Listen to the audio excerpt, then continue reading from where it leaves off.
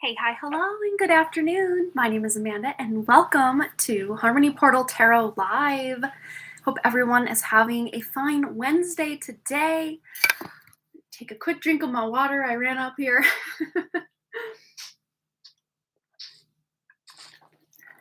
Okay, hello. I might bring this ring light closer just because it's so grainy looking. Sorry, I don't mean to blind anybody. I'm trying to get the cord around. There, that's a little better. I gotta work on my webcam game. I don't know. I need to do something different. I'm kind of sick of looking at this horrible video quality. Yes, happy 111 portal. Happy. Yeah, gotta love the numerology. And yeah, lots of crazy solar flares going on today. I think it was today, might have been yesterday time. I don't know what it is anymore. Grounded a bunch of flights, at least in the US. And there's some talk that it might be because of the solar flares, which, yeah, they're known to mess with things. So I've had a headache pretty much all day, and it doesn't seem to be going anywhere. But at least it's not a migraine. So we gotta count our small victories as well. Oh, you're here. It's 1 a.m, but you can't sleep. Well, here you are. I can still timestamp your reading though if you need to duck out after the collective or anything like that, Vicky. Let me know.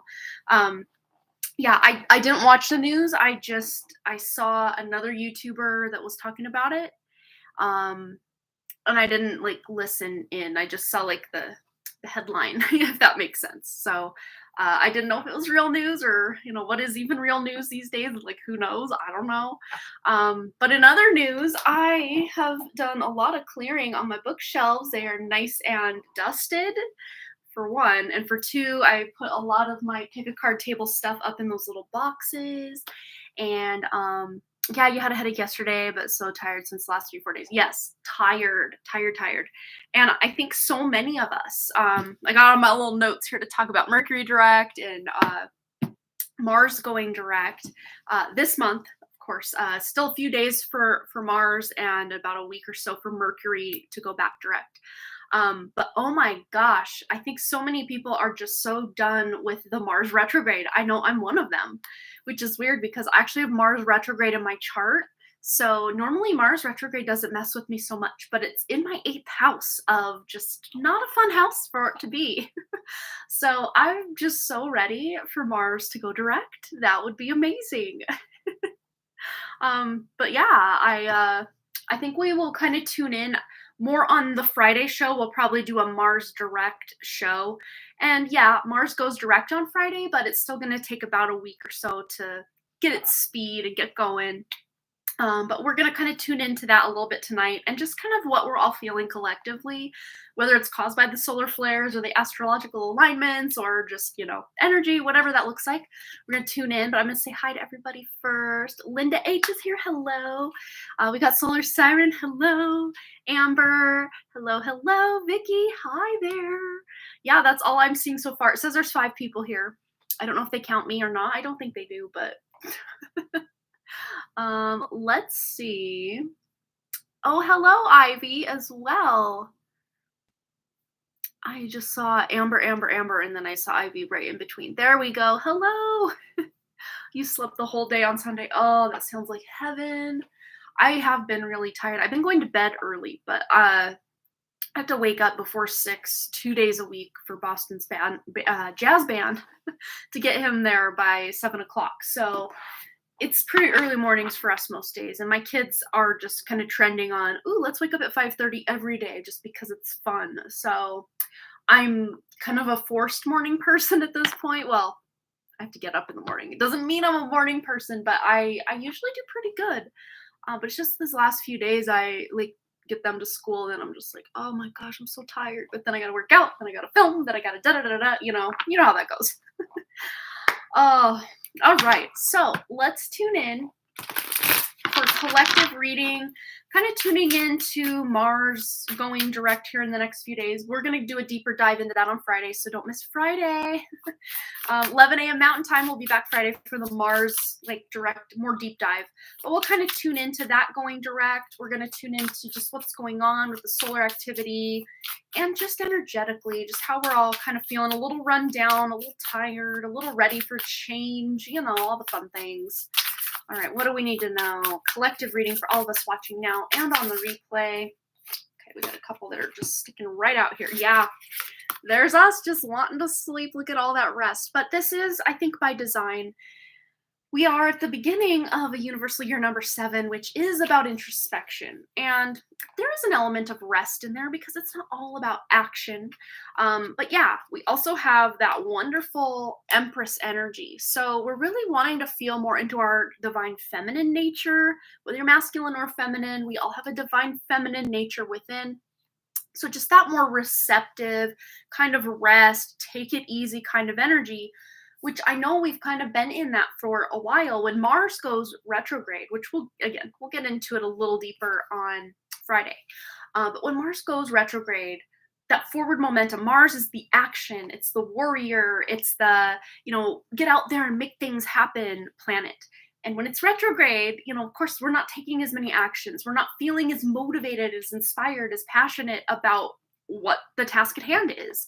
So, you know, we're feeling this real well right now, this 4 of Swords energy. But that coming out with the Empress, I like seeing this. And then we also have the Chancellor of Daggers, which in this deck is the Queen of Swords. So yeah, this is about us really taking stock of what we've learned since, you know, October 30th or so, and just where that knowledge that we've learned between then and now, where we're going to go now, what's going on in the future. And finally, for some of us to actually make those quote unquote New Year's plans. I'm normally not like a huge fan of making a whole bunch of plans during the New Year, like, you know, January 1st. I'm more into making my bigger goals and plans like every quarter. So I don't just wait for like a New Year's resolution kind of vibe. But that also still being said, to me, it really does feel more like the new year around the spring, because that's when everything's coming back to life and the hibernation period is over. So to me, it's like we're still waiting for that quote unquote new year energy to come in hot.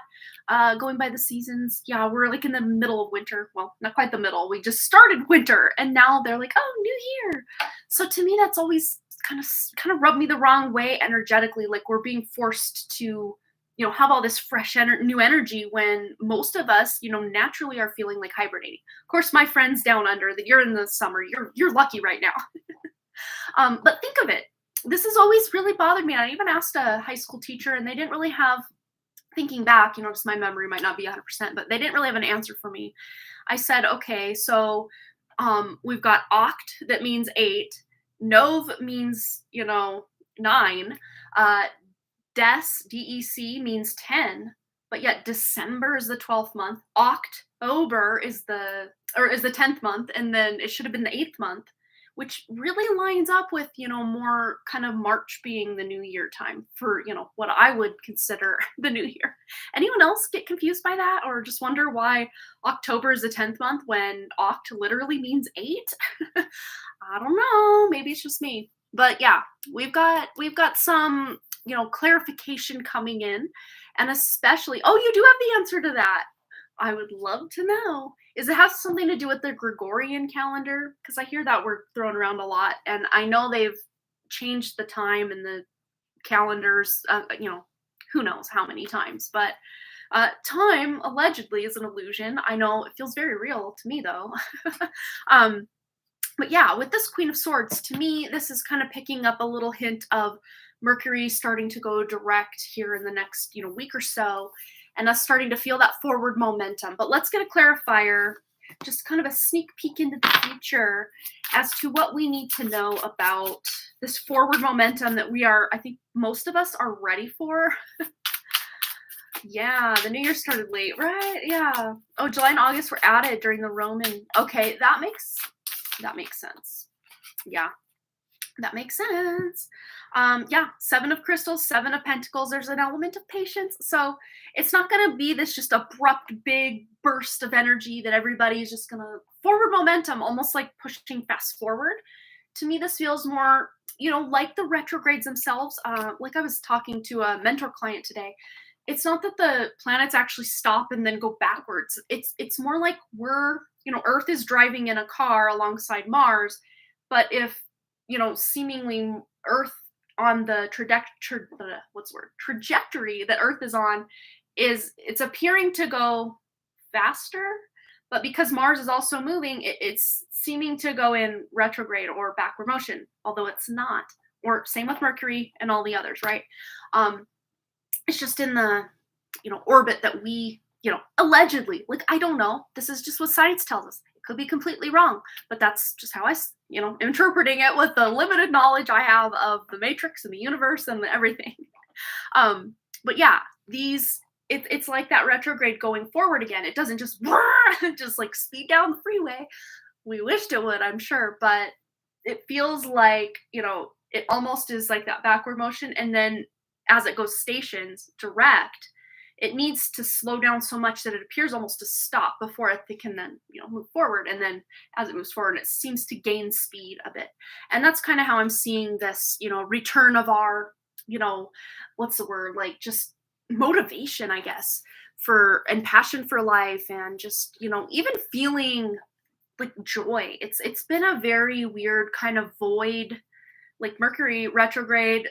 Yes, but as far back as Mars going retrograde on October 30th, to me it's felt very like a void space, or like a womb space, very dark. Not dark as in evil, but like dark as in there's not a lot of light, there's not a lot of joy to be had. I mean, you guys, you might beg to differ, you might have a completely different experience, but a lot of us have just been feeling kind of stale, kind of blah. I mean, there might be little fleeting moments of, yeah, awesome. But then it's just kind of back to this like dull hum of neutrality, or even sadness and depression has kind of been a theme for a lot of people. But let's just see if there's anything else we need to know. Yeah, you've been feeling the same, Amber. Yeah. Yeah, totally, Jessa. Thanks for sharing that as well. Oh, the new year falls in April. And see, my birthday's in April. So I always used to think, well, maybe I think the new year should be April because that's my birthday. Like, I always used to think that. But it's not even just April itself, but like April 1st feels like New Year's Day to me. It always has. My birthday's not till the 28th, which feels, a month-ish into the month, really. But like April 1st, I'm like, okay, it's spring, it's new, let's go. Yeah, Vicky's in agreement with that as well. Yeah, well, let's just see if we can have any sneak peeks or hints of, us feeling that love, feeling the joy, having the color come back to our reality. They're just showing me like the movie Pleasantville, how everything or most of it was like in black and white, and it's like we're bringing color back to the reality.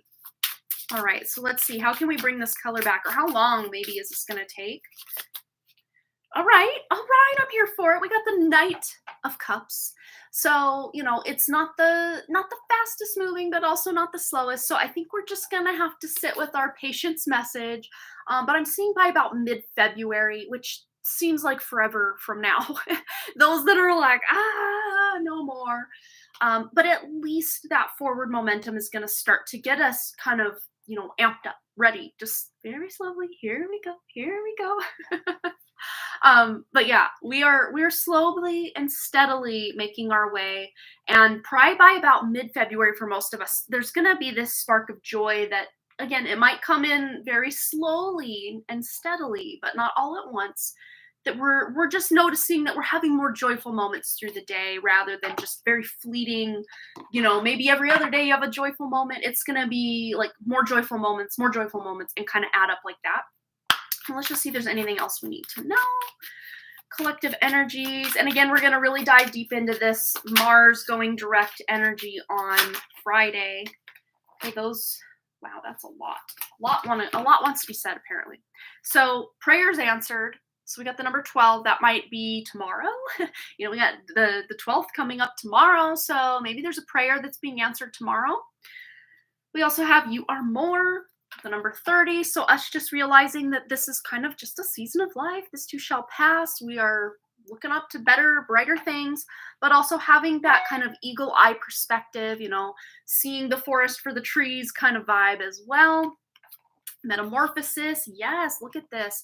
So we're using these, ebbs and flows that we've been going through to really metamorphosize ourselves. Metamorphosis.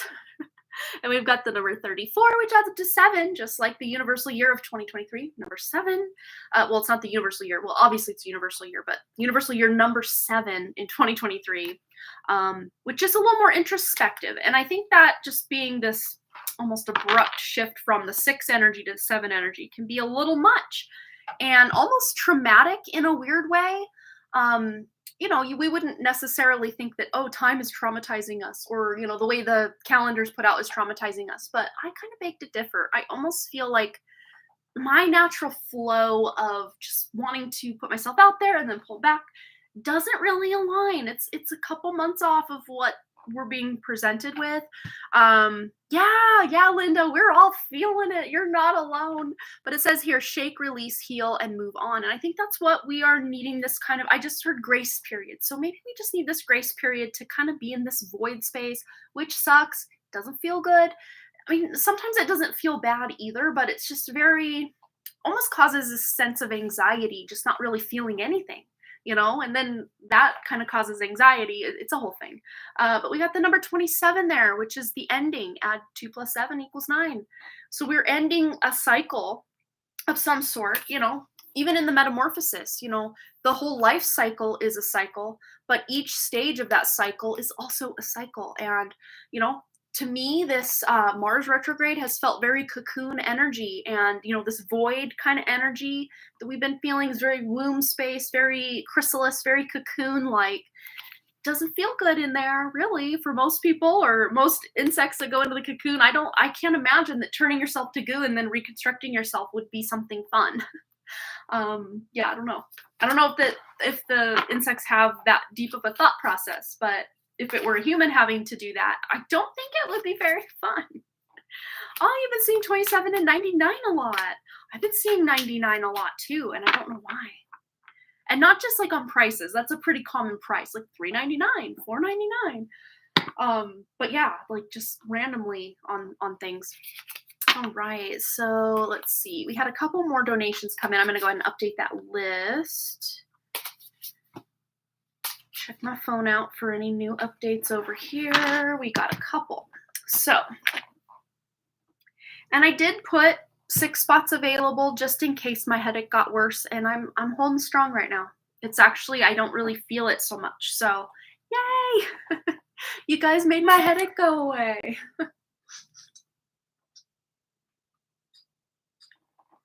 Hey, Amy. Hello, Daisy. All right. So let's see what I have here. So we have a donation from, Vicky, of course, we're going to start with her. She's up at like 1-something in the morning, 1:18 in the morning. And then we have Katie P has a 1-card read, and then Amy Lynn. And those are the donations I have thus far. So let me update my list. Okay, so Vicky, and then KDP was a 1-card.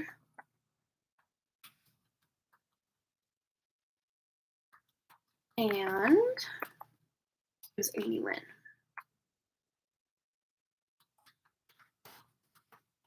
Okay.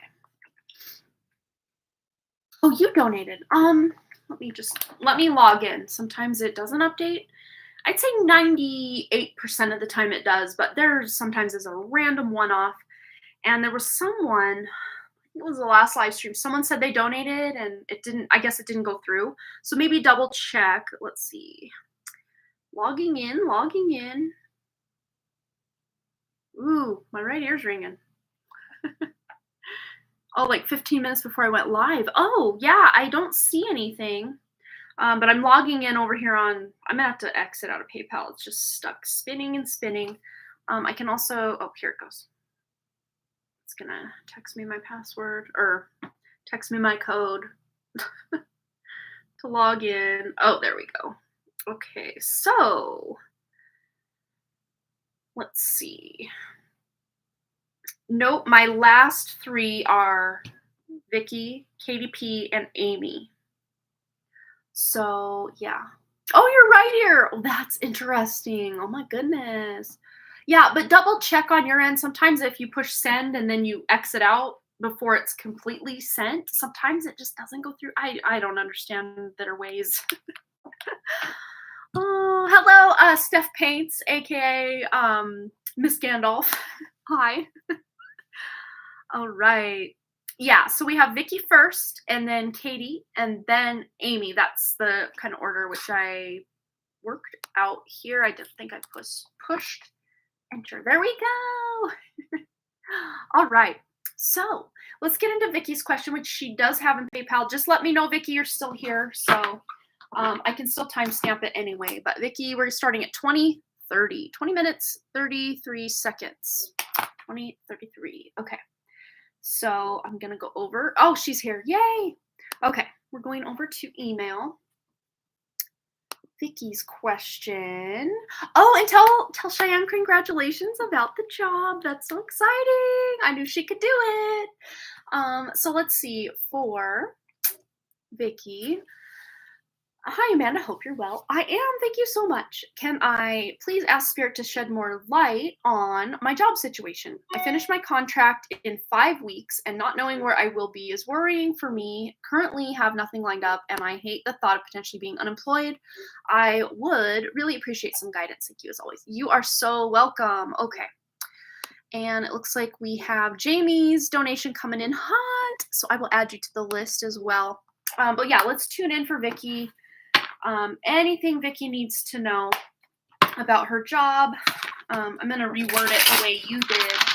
Read that same question you had. All right. So Vicky. So finished my contract in 5 weeks. So I would really appreciate some guidance on the job. Okay. So shed more light on her job situation. And we have a donation also coming in from Nellie. So I will update my list with Jamie and Nellie after Vicky's question. All right. So let's tune in for Vicky, tuning into Vicky's energy. Anything she needs to know about the job situation with her contract ending in 5 weeks. Okay. So we have the Chancellor of Cups, King of Cups. Anytime a king comes out, that lets me know you're in control. You're in charge here, which is a good thing. It's a good thing. So just getting your prospects out with 5 weeks, that should be, that's relative, but should be enough time to, get applications or, your job, your name out there to enough places that feel good, like a good fit for you, and hopefully hear back from them before this contract wraps up. But I'm seeing that as a really good sign that coming out first and foremost, it feels like there's not like you're in control of the whole, shebang, but you're in pretty good control of getting a job or acquiring the job to not have a lapse in your, career history and stuff. So let's see, anything else Vicky needs to know about getting a job, contract ending in 5 weeks, anything she needs to know about lining up a new job. Ooh, yay. So there might even be more than one. I don't think I've ever pulled this Chariot card out of this new deck, and I love it. Look at it.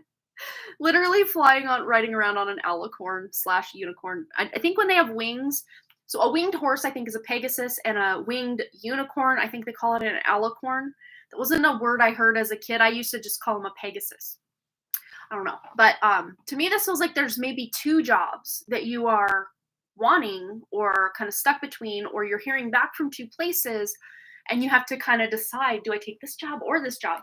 So this to me feels like you're very much in the driver's seat of your job search. So if you haven't already put in some, feelers for a new job, I'd say now would be a great time. Of course, Mercury doesn't go direct until the 18th of this month.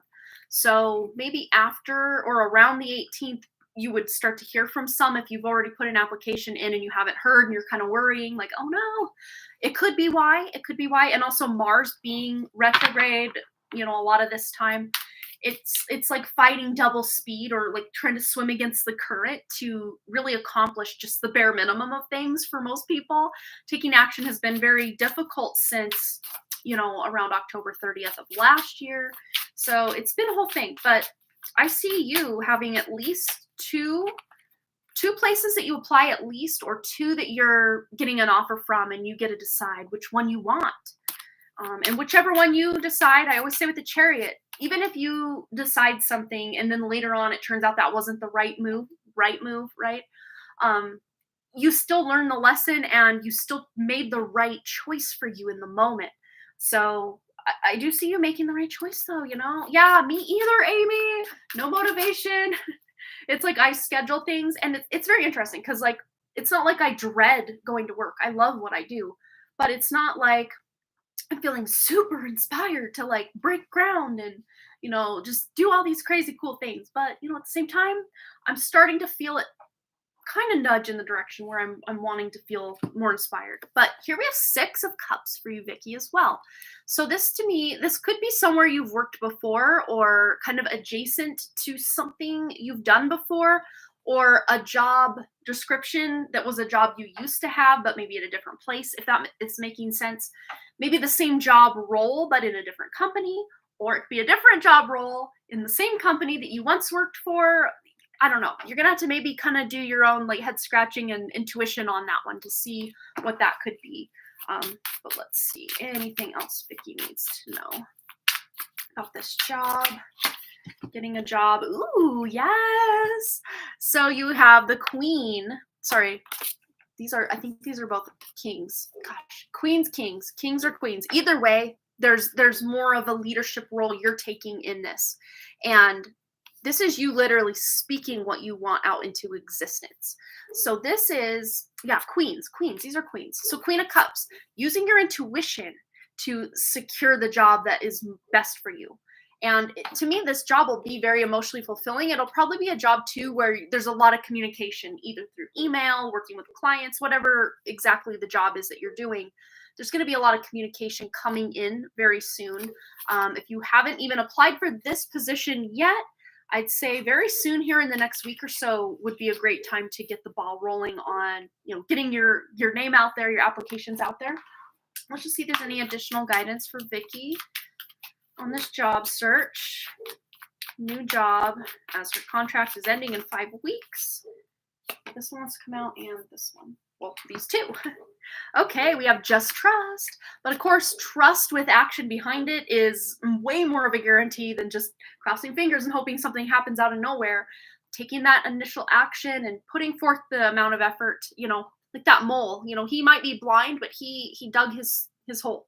He dug all these holes, and he's, taking action, and he has that trust that, everything's going to work out. We also have the breakthrough card and the lion looking card here. It says it's in you. So just trust you. The breakthrough you're needing to find this new job, it is already within you. This is very Leo, very lion energy. So, the lion, the strength card in the tarot is very much about, knowing on the inside you can do something and then taking that action on the outside to make it happen. So yeah, trust paired up with action, which will be much easier after the tomorrow, or 2 days from now, Friday, Mars goes direct. So that forward momentum or taking action, seeing things happen will be much easier for all of us, and especially you, Vicky, with this job search after the 13th. And then after the 18th with Mercury going direct, and then Saturn, also in Vedic astrology, Saturn switches signs. But even if you're not someone who follows Vedic astrology, it's very important, because when every human on this planet looks up in the sky to see Saturn, we can very clearly see it's right now in the sign on the cusp, like right there in Capricorn, about to go into Aquarius. But per Western astrology, it's almost to Pisces at this point. It's like 23, 24 degrees ahead of Western astrology, which is 23 to 24 degrees ahead of where the planet actually sits in the sky at any given time. So it's going to affect everybody, even those that follow, Western astrology. We're all going to feel the effect of it, because it is physically moving into that section of the sky. And Saturn is the willpower and the showing up day in, day out, putting in the effort that, has been kind of difficult for a lot of people with Mars being retrograde. All right. So hope that resonated, Vicky. But yeah, I would just say follow those intuitive nudges where you're led, and take the action in the direction to, make sure you're filling everything out and submitting everything, checking in with people. If you're not hearing from people, checking in. And yeah, I don't see there's anything in your way. You're the one, digging the hole or creating the path by continuing to go forward. And you're going to, have that literal breakthrough. Like he literally broke through, he started digging on the ground and then went underground, trusting that what was for him would, have the breakthrough. And then you got the breakthrough card with it. So yeah, very exciting stuff. That is so cool. All right, get those all put away. And Katie P already has her question on the board. So we're going to roll right into that. Clear the deck with a few shuffles here. All right. Tuning into Katie's energy. And her question is, will Jordan be open to grow with me spiritually, like go to church with me in the future? All right, let's see. Clearing the deck to tune into Katie and Jordan's energy. Katie and Jordan.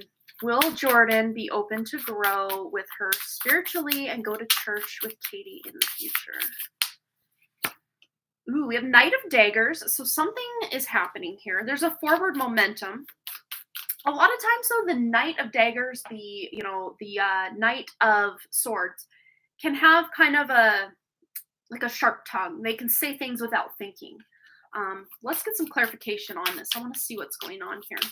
But at the very least, this is a card of communication, having a conversation with someone. Ooh, this was intuitively kind of what I was feeling is it's going to probably take a lot of convincing on your part to get that to be the case. And I don't know if it's just because his, spiritual beliefs or, religious beliefs don't align with yours, or if he's just doing his own thing at the time and not in communication with you, because we do have, the card of communication and then just feeling very overwhelmed about something. So we kind of, correct me if I'm wrong, I think we get this card a lot with Jordan's energy.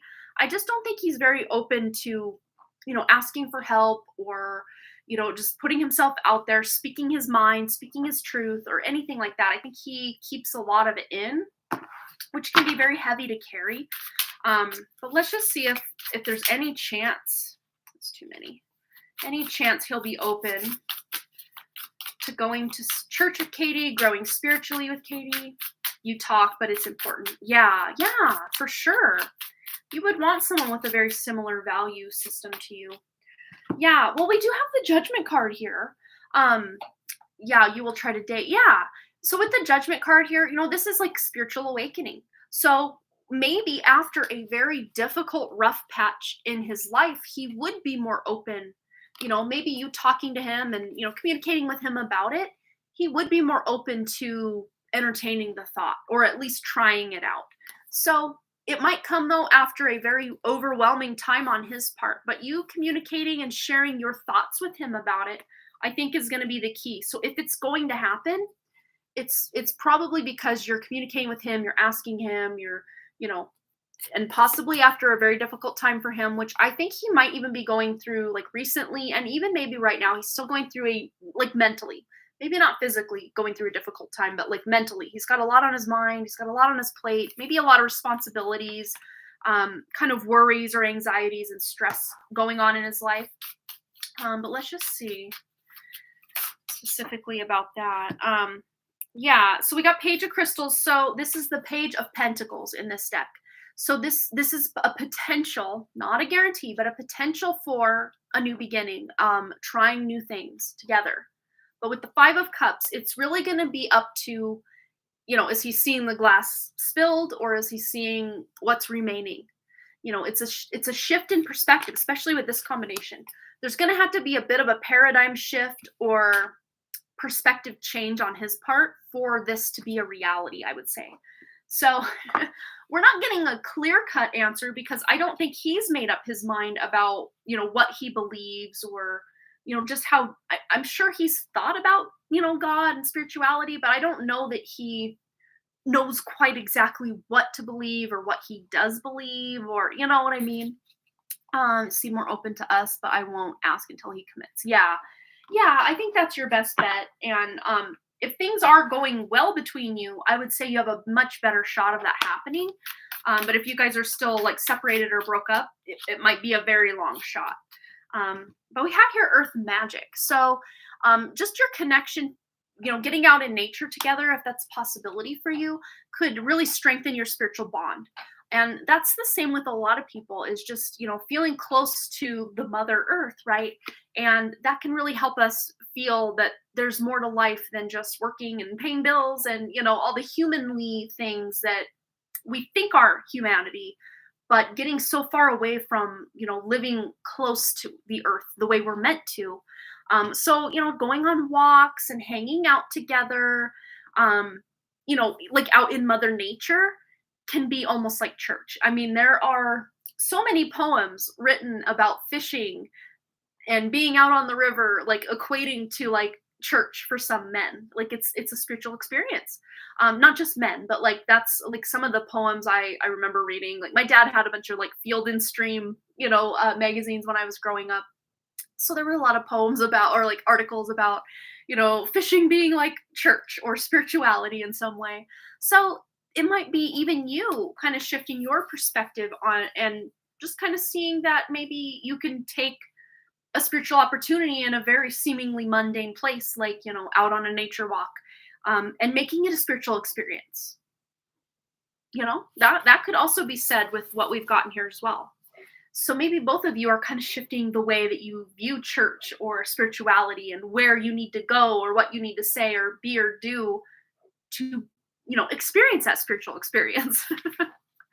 Yeah, that's awesome. Thank you. You're so welcome. Yeah, this was a cool reading. I actually really like this. I think that's a good reminder to all of us that, church and God and everything, it doesn't have to be just in one building. Church can be everywhere, every moment of the day. And, just tuning into your more spiritual side, you can do it outside in nature. You can, do it at home. You can do it at a church. There's so many places you can experience the divine, so many places. So big hugs to you, Katie. I hope everything's going well with you too. But yeah, that would be just great to be able to experience some spirituality together in whatever way that looks. All right. So up next, double check. And I'm going to update my list. We're going to take a quick little break here while I take a drink of water, update my list with everybody else who has donated more recently. So Amy Lynn, you can go ahead and post your question.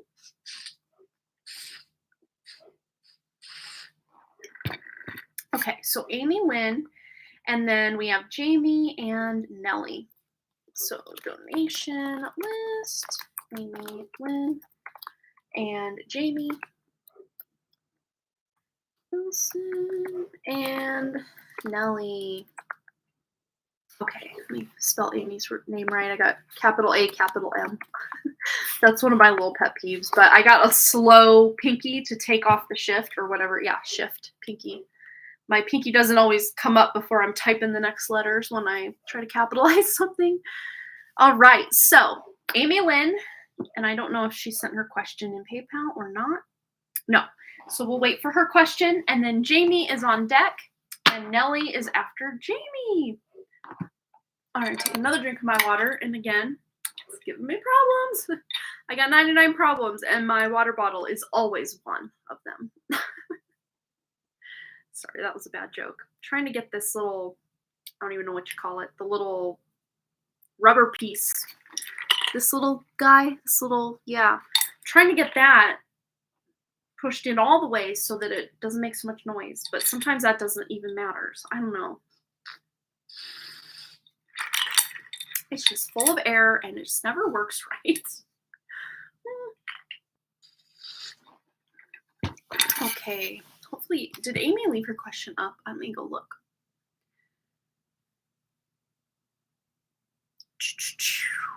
Yeah, I'm not seeing Amy's question. So, maybe just to keep things moving, we will move into Jamie's question, and then when Amy comes back. So whichever between Amy or Jamie posts their question first, that's who we're going to start with, just to keep the chat flowing, keep the readings moving. You're wanting a huge pep talk from your spirit team. No, this is, the crazy thing is, this is a new water bottle. It's just, this is a knockoff brand.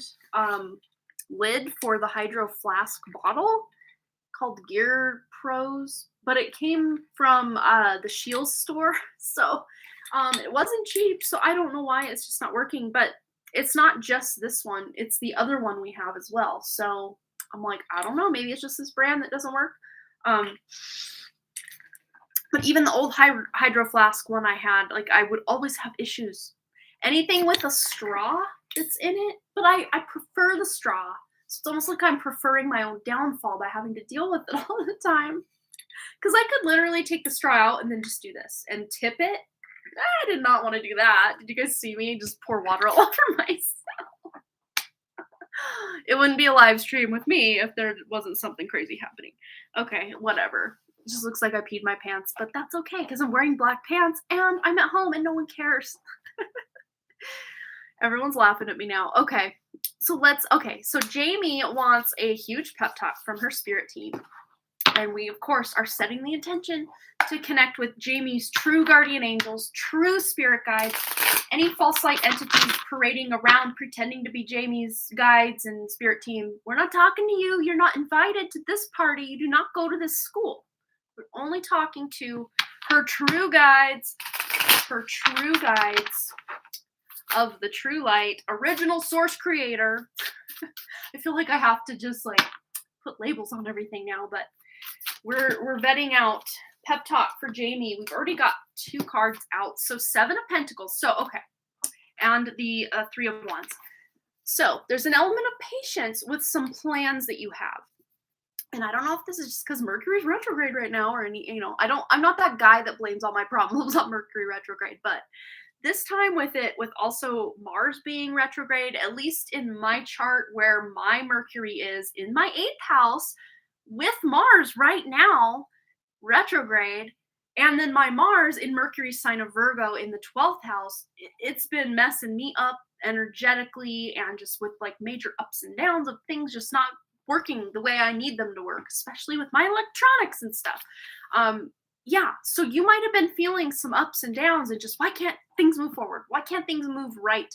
And if you're in that energy right now, then we're going to get into this because things will move forward. Things are moving forward. If you missed the collective, which I don't know that you did, I think you were here, but if you missed a collective reading, basically consider this an extension of that because that's what's really already coming through. But specifically for Jamie, any pep talk messages for her from her spirit team, her true spirit team. Ooh, yeah, there's that Temperance. So finding some balance, finding some, trying to balance out. And a lot of times, the more we try to balance something out, the more out of balance something else gets in our lives. It's just a whole balancing plates, juggling of balls all the time. Especially moms out there.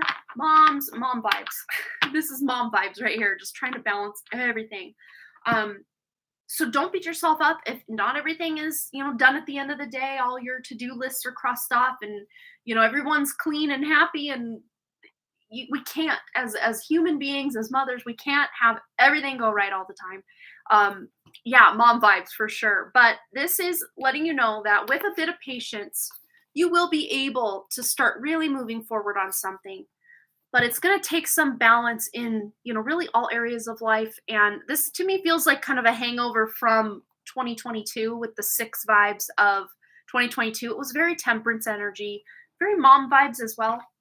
But now with the 2023 energy of this universal year number 7, numerologically speaking, it's asking us to get a bit selfish, not in a way that, anyone's starving to death or being left out in any way, but finding more balance to bring back to our own, fill our own cups. Specifically for you, Jamie, that's one big clear message coming through is getting enough self-care, getting enough time to do nothing as a mom. And that's so hard, especially when you got real young little ones. Mine are 8 and 11. He'll be 12 in 2 months. So my big boy. And they still need a decent amount of my time, effort, love, and attention for sure. But they don't need that constant, almost run the mother into the ground kind of care that a toddler and a baby needs, like the season of life you're in. So you almost just have to take little sips and bites of this free time when you get it, when your children are that young.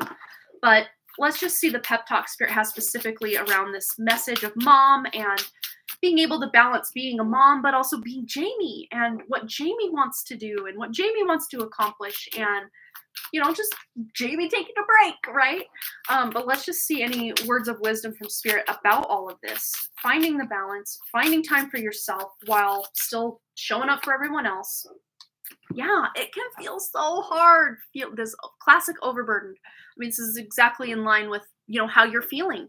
But let's see if there's anything you can do, Jamie, to alleviate this or to make this feel better for you. Yeah, and to me, this is like getting out of your head, not feeling, yes, obviously you feel a little stuck, a little restless, a little, I just need a break around here kind of vibe. But at the same time, and from one mother to another, this almost sounds like that's ridiculous. It really is an illusion because we aren't stuck. We don't literally, seriously have to do every little thing we do. So it's almost like still doing the mom thing, as much as you can, but pulling back in areas where you don't need to be doing everything for every person in the house. And also getting a little help around here, from other people that live in the house to do some cleaning, to do some grocery shopping, or, whatever it is, whatever responsibilities that always fall on you that other people could easily do. If you've got a young baby and you're breastfeeding, no one else could really breastfeed that baby. So like things like this, or, if you're the one that's doing X, Y, or Z, you kind of already take those roles on as yours. But if there are kind of shared responsibilities that kind of just get sloughed off on you for whatever reason, maybe even having a conversation with other people in the house to say, hey, I would love to be able to take a bath and just vibe for an hour, or, watch a TV show for an hour, or journal for, whatever, however many time, whatever amount of time, whatever activity. And that should be enough that the other people in the house be like, oh yeah, I'll definitely cook dinner tonight. Or, oh yeah, I'll take the kids to the park so you can have some fun. Or, I don't know where you live. It's probably cold, probably not going to the park, but yeah, Warden of Daggers. So King of Swords. This is literally communicating, literally speaking out. Hey, I'm feeling like in my head, I'm overburdened. I'm overwhelmed. I need a break. And even if it's just an hour here, an hour there, or even 10 minutes here, 10 minutes there, with a little help from some people that live in the home, or, even other family members or friends, you have some close friends that you trust with your kids, you could kind of do like an exchange, like, oh, I'll take your kids for a few hours so you can have mom, your free time, not mom time, but free time. And then like, next week you can take my kids for an hour or two, and then I'll have my mom free time. Why do I keep saying mom time? You do the mom thing, I'll have some free time. So there's lots of different ways that you can find help that aren't just, having to pay a babysitter to go be able to do something. Wanting to add more and help financially. Well, the King of Swords is also someone who can, go online and make things happen, making things happen specifically online, but also with communication, sending out communication, or maybe even, if you can swing it, if you want to get out there and apply for a job, you could totally do that as well. But if you're not wanting to, go to some work where you're going to have to either pay a babysitter, or, if you have complaints from other people in the house that don't want to quote unquote babysit or whatever, trying to find those work at home opportunities, I think it's going to be, just a bit of patience, because, patience and plans, and having the right plan and being able to move forward if you are starting your own business or a little, hustle or whatever. Oh, you're thinking about going live and doing Oracle cards. Hey, why not, right? You might as well. That is one thing you can do. And, it's a very, like, even me doing this, let's see, 4 years online, and then, since like 97 for just friends and family. It's never like a guaranteed thing. So I would say if you're not like set on your, income, like as, okay, my income pays this bill, this bill, this bill, this bill, you could probably do it. Yeah. Cause it's very hit and miss with money. But if you are wanting to do it for fun, then heck yeah, that's definitely feasible for everybody and anybody. Let's just see anything else that needs to come through. Pep talk for Jamie. Pep talk for Jamie. Okay. Ooh, yeah. Persephone, new beginnings. So yeah, why not? Try it out. See if you like it. You never know. You might like it. You might get a really fast and good following. You might be the, unicorn out here in the tarot community that gets just overnight success. You just never know. You just never know. So I would say go for it. See what you get. All right. So I hope that pep talk brought you a little bit of guidance and clarity on how you can, you know, kind of do what you need to do to get to that next happy step for yourself. Wanting to get a message for your mom from her dead brother for your oracle cards. Is that what you're talking about? And is Amy back? Is Amy back? Oh, your uncle. So that would be your mom's brother, Melvin. Oh, well, let's just see if we can get a message for her from one of these cards while we wait for Amy. I haven't heard from Amy. Anyone seen Amy in the chat? I don't think I've seen her. All right. A card for Jamie's mom from her brother. Ooh, it went flying. All right. We have the Knight of Wands. So moving forward momentum. This person looks like they're kind of in a stasis just a bit here, kind of just standing still, about ready to start making a move. So if your mom is wanting to literally move, there very soon it's going to be the support that she can do that. This could be more energetically speaking, making a move in life. As far as, sorry, I got a hair behind my glasses tickling my eye. Making a move in life as far as like a career move or a personal move, but it's something she's feeling inspired to do, whatever this kind of move is. So that's a little, I guess, quick message from her brother for your mom. All right. So I hope that resonated. All right. Amy Lynn is back. Okay. So a general update from your spirit team. Okay. Let me just double check that we didn't have any other donations coming in after the fact. Nope, we've got Nellie up next, and that is the last donation I have after Amy and Nellie. So you're so welcome, Jamie. Thanks again for your lovely donation. Always a pleasure to read for you, girl. You got this.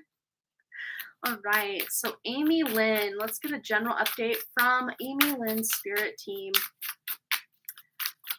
All right, ooh, got something coming in. Ooh, okay. It's very interesting. We've got this Fool energy of taking a leap of faith. Well, we also have that paired up with this Six of Cups. So by taking a leap of faith into like a new beginning, brand new beginning, with the Six of Cups, which is kind of that nostalgia or card from the past, this to me feels like bridging the gap from where you are right now to the past and finding that next step forward. So that might have looked like you thinking about the past a lot lately, but it's not just to think about it. There's a kind of an agenda here for you looking back to the past to heal or try to see where things, lined up, or, the lessons you've learned along the way, why certain things happened in life, and kind of putting the puzzle pieces together from there. This also very much could be you returning to your hometown if you don't live there, or to a place that you used to enjoy going when you were younger. Childhood vibes, really, with the Six of Cups. It really is such a childhood card. If you're not physically going back to your childhood home or childhood town or whatever that looks like, this could be more like with your memory, like going back and doing the healing work. Very inner child vibes here as well, because the Fool is a new beginning with some nostalgia from the past. So let's see if this inner child has another message coming through. Could even be some sort of trip or vacation, not necessarily to your childhood home or town, but a place maybe that you did visit when you were a child and you want to go back to. That could be a future trip that you're planning, like if you went to some sort of national park or some place when you were a kid and you want to go back as an adult. Sometimes it's fun just to see how different everything is. But let's just see any other updates for Amy Lynn from her spiritual team. Ooh. We've got here the 10 of Crystals, or the 10 of Pentacles. So there's money coming in. There might even be some new job or new endeavor that you are going after in the near future. I'm seeing between now and March, which, near future. March is kind of, it feels like so far away at this point, but like before we blink, it's going to be here. Like that's how fast time seems to be going right now. So between now and March, there might be some new endeavor that you're, embarking on. Whether this is you going on a trip or getting some sort of job, raise, promotion, just bringing in like new resources. It doesn't even just have to be cash money. This could be, getting together with a friend and exchanging services, or, like one thing that I want to do with a friend of mine is we're like being each other's accountability partner for the goals that we have set. Because a lot of times, for me specifically as an entrepreneur, it's like I got all these goals and I know the steps I need to take to do them. It's just a matter of setting the intention, taking the action, doing the thing, and I need that accountability because I can be a chronic procrastinator with the best of them. So to me, Amy, this is like anything you maybe even procrastinated on. To me, it feels like you're ready to pick up an old project, quite possibly, or something you wanted to do in the past but never really took that leap to begin with. Now might be the time it's coming full circle. All this childhood stuff as well. And I don't know if this is going to resonate specifically with you, but a lot of times, if this combination would come up in a general reading, I would say someone might be even getting an inheritance or some sort of gift of money or something of value from an older family member. Could be seen with this combination as well, because a lot of times this represents generations and generational wealth. Yeah, very interesting. Like an inheritance, or like a what's the word when you, yeah, I guess inherit, when you inherit something from someone. Let's just see anything else for Amy Lynn. Pep talk, or not pep talk, general update from her spirit team, her true spirit team. No false light entities. Yeah, Eight of Crystals. So Eight of Pentacles, just putting in the effort, putting in the work on something. So if this combination that we had earlier isn't really striking any like intuition for you as to what this new opportunity or this thing that maybe you're working on, or this new job or opportunity could be, it just might not be that it's in your awareness yet, but very soon, again, between now and March or so, you're going to have this new awareness for this new kind of new beginning coming in. But there's going to be a lot of effort, a lot of work put into this new beginning. So if this is a new job you're getting, of course, when you go to work, you put effort in. So that makes a lot of sense that would come out. But if this is more like a hobby or, travel plans or something like that, there might be a bit of work and effort you need to put in to solidify this, or, to save up the money to make it happen or something like this. Let's just see if there's any other guidance coming through from Amy's spirit team. Anything Amy specifically needs to know. Okay, ooh, so we have the Athena energy here. So you are going to be very soon making a wise decision. So again, maybe all of this, introspection and thinking about the past, maybe all of this has sparked something within you that is helping you move forward in your life, being able to finally do what you've set out to do, or something you've always wanted to do, because now you have the wisdom under your belt that maybe you didn't have before. Something even that you wanted to do from childhood. I keep going back to childhood with this. Let's see if there's any other messages for Amy Lynn. Anything else she needs to know? Message from her spirit team. And we have here sacred boundaries. This one wants to come. Oh, two more want to come out. Okay. Very interesting, because these two came out in our collective reading earlier, which I think you were here for. So if you saw that, you can apply some of what we uncovered in that to also this reading for you as well. But with this prayer answered, there's something, with the wise decision. Maybe you're needing guidance on, do I do this or do I do that? What choice do I make? If you don't have a choice point right now, coming up very soon, there's going to be a choice for you to make. You're going to make the best decision possible for yourself, and it's going to feel like an answered prayer in your life.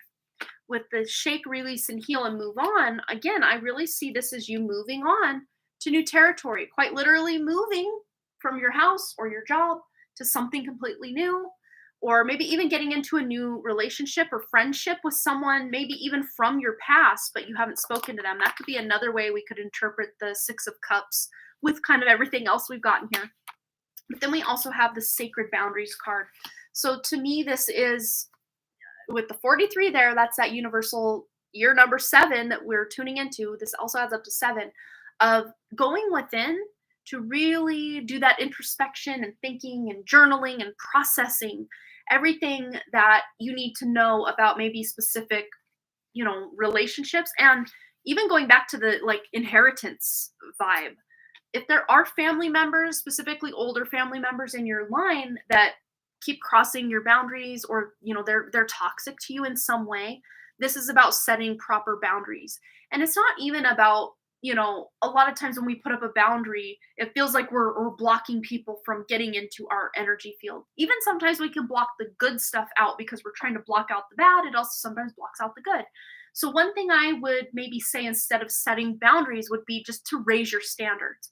And if certain people can't hit those standards, then they just kind of start to vibe right on out of your life. And it's not just people, it's habits, it's just experiences. If you just decide, oh, I'm not gonna, hang out with this rough crowd anymore, or I'm not gonna, eat after 7 p.m. when I'm gonna start intermittent fasting, or just insert example here. You kind of set a precedent, you set a standard, and then anything that falls below that, you just know it's not for you. So that's kind of, I guess, a roundabout way of making a boundary without blocking anything out. You know what I mean? So yeah, I hope that resonated for you. But yeah, you've got a lot to think about, I think, with this new fresh energy coming in. But at the same time, you're kind of closing out some cycles from childhood. And if this isn't childhood, this could just be past life energy. But I would say throughout the midst of the reading, you probably have tuned in intuitively on some things this might be about, even if you're kind of confused as to like, what could this be about? For all I know, though, you might be like, I know exactly what this means. And then we have here on the back of the deck, Omega, watch your words. So yeah, especially during Mercury retrograde, it's always a good idea to think before we speak. But we don't always do that. And when we don't, there's a way we can apologize, usually, not always, but if there's been some words that have been spoken between you and someone you care about, over the last, I'd say 2 weeks, and maybe even the next week or so, that you didn't feel really good about, maybe having another conversation with them about it, that could help iron things out or smooth things over. All right. So I hope that resonated, Amy. Thanks again for your donation. Some exciting energy coming in, but it's all about closing out those old cycles first, isn't it? It just seems to be a human theme on this planet. I don't know what it is. All right, Nellie! Nellie is next. All right. So Nellie is the last donation I have here. So anyone else looking to get their reading tonight can always donate, and we will take care of your reading right after Nellie. And otherwise, I will be back on Friday at 11 a.m. Mountain Time, right back here on this channel. And I've got some newer pick-a-cards. We've got a good news coming your way pick-a-card on my other channel, Harmony Portal Tarot, linked in the description below. And we also have a Finding Your Authentic Self pick-a-card. It's a journey home to yourself pick-a-card.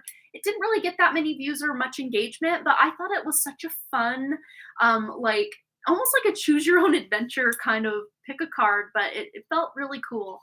Yeah. Let's see if I can get this thing to work, because it never wants to.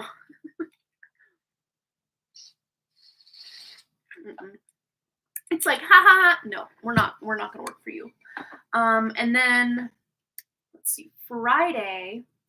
I had another one scheduled for Friday. Sneak peek. Anyone want a sneak peek? It's already scheduled. Let me go to my content, because I've filmed so much in the last 2 weeks. I don't even remember what I've scheduled for what day. Oh, it's a what's ahead for you pick a card reading. What's next? What's next? I like that. I already forgot everything that came through in that one. But Mercury retrograde, of course, showed its head, and I mixed up like groups 1 and 3. Not like calling group 1, group 3, but like I like usually I'll take like, here's group 1, 2, and 3. At least for me, it probably looks backwards for you guys. But I'll move group 1 to the middle, move groups 2 and groups 3 out of the way, and then I'll read for group 1. But instead of doing that, I moved group 1 over, group 2 over, and then scooted group 3 in, and then I read that first and called them group 1 the whole time. So look forward to that on Friday. But still, it was such a fun reading. So much cool stuff. Great information came out. So, oh, Michelle Lynn is here. Hello. So, Michelle, if you want to go ahead and post your question, I'm not seeing Nellie. I know she had, let's see, maybe she had left me a message that she wasn't going to be here for the reading. Oh, timestamp. Okay, so we can do your reading and then we will timestamp Nellie since she's not here. So yeah, let me update my list. So go ahead and post your question, Michelle. We'll get right into that. All right. So let's see. Donation list. Michelle, Lynn, and Nellie. Okay. So, curious how the energy will shift in February. Do you see me beginning anything new or love on the horizon? Well, collectively speaking, if you missed the beginning, yeah, I'm still taking donations. I'm here. I'm here. Good to see you, Get to Leka. Yeah, so Friday, Mars goes direct, so that willpower, that motivation, that passion, that just zest for life is going to start to come back over about a week after that. So probably around, I don't know, the 20 something of January, we'll start to feel that forward momentum with our motivation coming in hot a little bit. And Mercury will go direct on the 18th of this month, and Saturn is shifting signs from Capricorn to Aquarius, Vedic astrology. But the reason I think that's so important that all of us are going to be feeling it is because you can look up in the sky and see that it's right now on the very cusp of Capricorn. When you look up with your eyeballs into the sky, it's very clearly still in Capricorn, almost into Aquarius. But in Western astrology, it's almost in Pisces at this point. But when you actually look up in the sky, you can see where the actual position is. That's why I personally follow sidereal or Vedic astrology, because it's giving us a snapshot of right now, not 2,000 years ago, of the sky. And we're operating in that energy like real time. Here we are right now, and we're feeling it. So that's why the whole world is going to feel this collective shift. I think it's the 26th of January, but don't quote me. When I could look, I do have my program here. Let me just double check. But I for some reason, Michelle, this is very important for you specifically, with what's energetically going on in the stars as well. So let me go to make a new chart for the 26th of January real quick, and then we're going to get into your reading. I feel like I need to talk about the astrology because I think it's been affecting so many of us. Not that we're blaming the planets, that's not what we're doing, but it's almost like the planets or the energies that are at play kind of act almost like the governor of, like when you're in a vehicle, there's a governor on the speedometer that you can't go like over 120 miles, I think, for most standard vehicles. And like on the golf cart that we had, it had a governor, but then my husband had to repair it and some other guy repaired it. And then the governor was taken off. So it can go a lot faster than it should. But the planets basically act as a governor on our life. Like, okay, you can succeed, but only to this much based on our birth charts, right? It's almost like kind of our snapshot of what we have potential going on. So let's see. Let me change this to the 26th of January. We'll see if that's the day. Okay, somewhere in the US here. Okay. So where is it? Yes. So it'll be around January 26th, it is going into Aquarius. So after January 26th, I feel like you're going to have this, not maybe that day specifically, but, starting to move forward after that day, it's going to feel a lot less, almost like you're like have this weighted blanket over you, Michelle, which a lot of us have been feeling, almost like we want to do these things like deep down, but like on the surface, we just don't have the motivation to move forward or to put in the effort. It's almost like we're weighed down by this like weighted blanket, thinking of working out, thinking of cleaning your house, thinking of putting yourself out there and going on a dating, site, or putting yourself out there in some other way to date. It's almost like this heavy blanket has just been on the collective since October 30th, with Mars being retrograde in Taurus. It's an earth sign. So it's been pretty heavy for all of us. So, and Get to Like has donated, so we will get you on the list. And let's see. Oh, I'm going to copy the list that I already have so I don't lose Nellie in the mix here. I don't want to lose Nellie. And get to Lekka right before Nellie since we're time stamping Nellie's question. So get to Lekka. Great. And then we're going to officially get into Michelle's reading. I think we all just kind of needed a little update on the astrology and the fact that this weighted blanket is being peeled off of us, maybe slowly over the course of a few weeks, but it's happening. It's happening. Okay. So Michelle, for February, I want to read your question out right yet again. So curious how the energy will shift in February, and if we see Michelle beginning anything new or love on the horizon. Just anything that needs to come out for February. All right. Yeah. So it's very interesting. Yeah. So Page of Cups, that could indicate new love, quite possibly. But at the very least, I'm seeing this as the potential for things really to start to move forward. And with the Five of Daggers, this could just be you feeling like it's been difficult. It's been very difficult. And it's not even that you can put your finger on any one thing, like that's definitely the cause of me not wanting to put myself out there or me not feeling motivated or inspired to do anything. It's almost like, the shadow entities back here are like unseen forces, which we're all bombarded with all of this, entity interference and, like frequency interference and just toxicity in every direction. And that might have been a big part of why you've been feeling so low, is just basically being in the crosshairs of just being in the matrix of this, reality that we all call reality here. But with the Page of Cups, there's a new beginning. There's a rejuvenation. Usually this is childlike energy. This is just feeling more inspired to try things, even if you don't succeed at them the first time. But this is the beginning of something that's going to be emotionally fulfilling to you if you want to take those actions forward. Amy says, the last reading you did for me, I asked about going forward with a project that I would work with my inner child and I could be monetized. So this resonates. Oh, yay, that's right. Oh my goodness. I'm so glad that lined up. Yeah, there were so many messages coming through and different ways to interpret that. So cool. All right, for Michelle. I'm going to read her question again so I get it right. So new beginnings or anything on the horizon. But yeah, the energy's definitely shifting from just this heavy darkness to something much more lighthearted and free and almost this childlike sense of wonder about what the future could hold. And a lot of times this can talk about new creative endeavors or just passions for just feeling more emotionally inspired to connect with other people, or, she looks to me like she's ready to go have some fun. She's feeling herself. So, maybe getting her hair did, or, doing something different with your makeup or your, accessories or your clothing that just makes you feel a little extra something than you normally would. That could sometimes help. Sometimes we kind of fake it till we make it in these departments that, like earlier today, my hair was just like it is now because I had to kind of refresh it a little bit in the shower because it was super frizzed, and I just put a little more leave-in conditioner and gel in it, and then I let it dry, and then I just said, do what you will, I don't even care.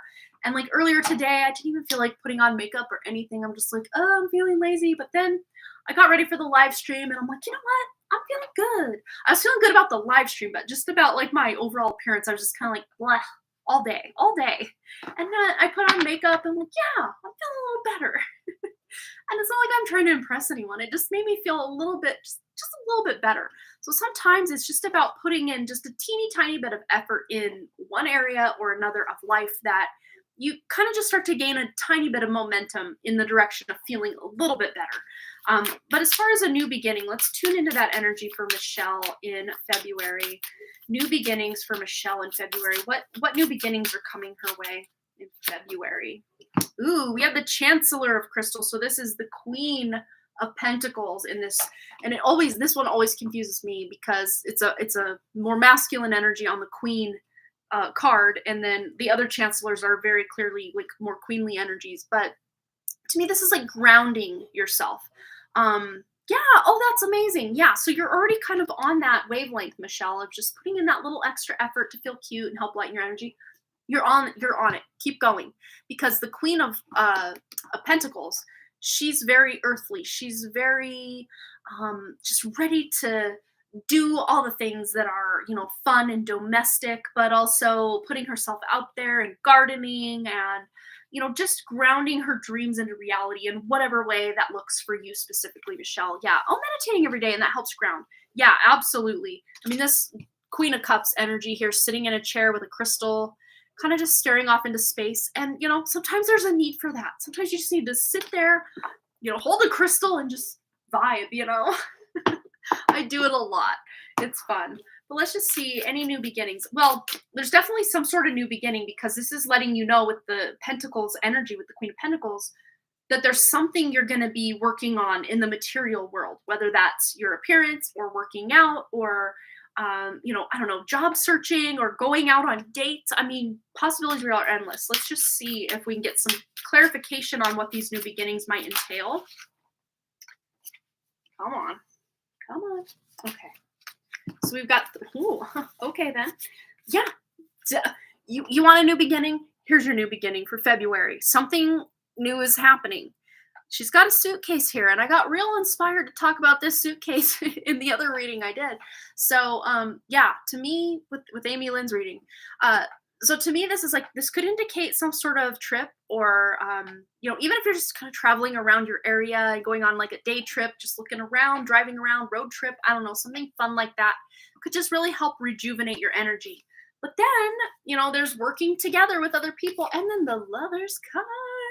So there's definitely with this combination and this, definitely a chance to meet someone in February. Not a guarantee, but a chance. There's a chance that it could come in February. Definitely. It's definitely a chance. At the very least in February, take this more at face value of working or collaborating with other people and making some sort of choice or decision about your life.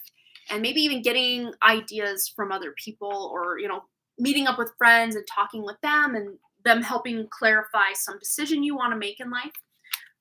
But this is about really taking a leap of faith in a new direction or, putting yourself out there in a way maybe you haven't in a while.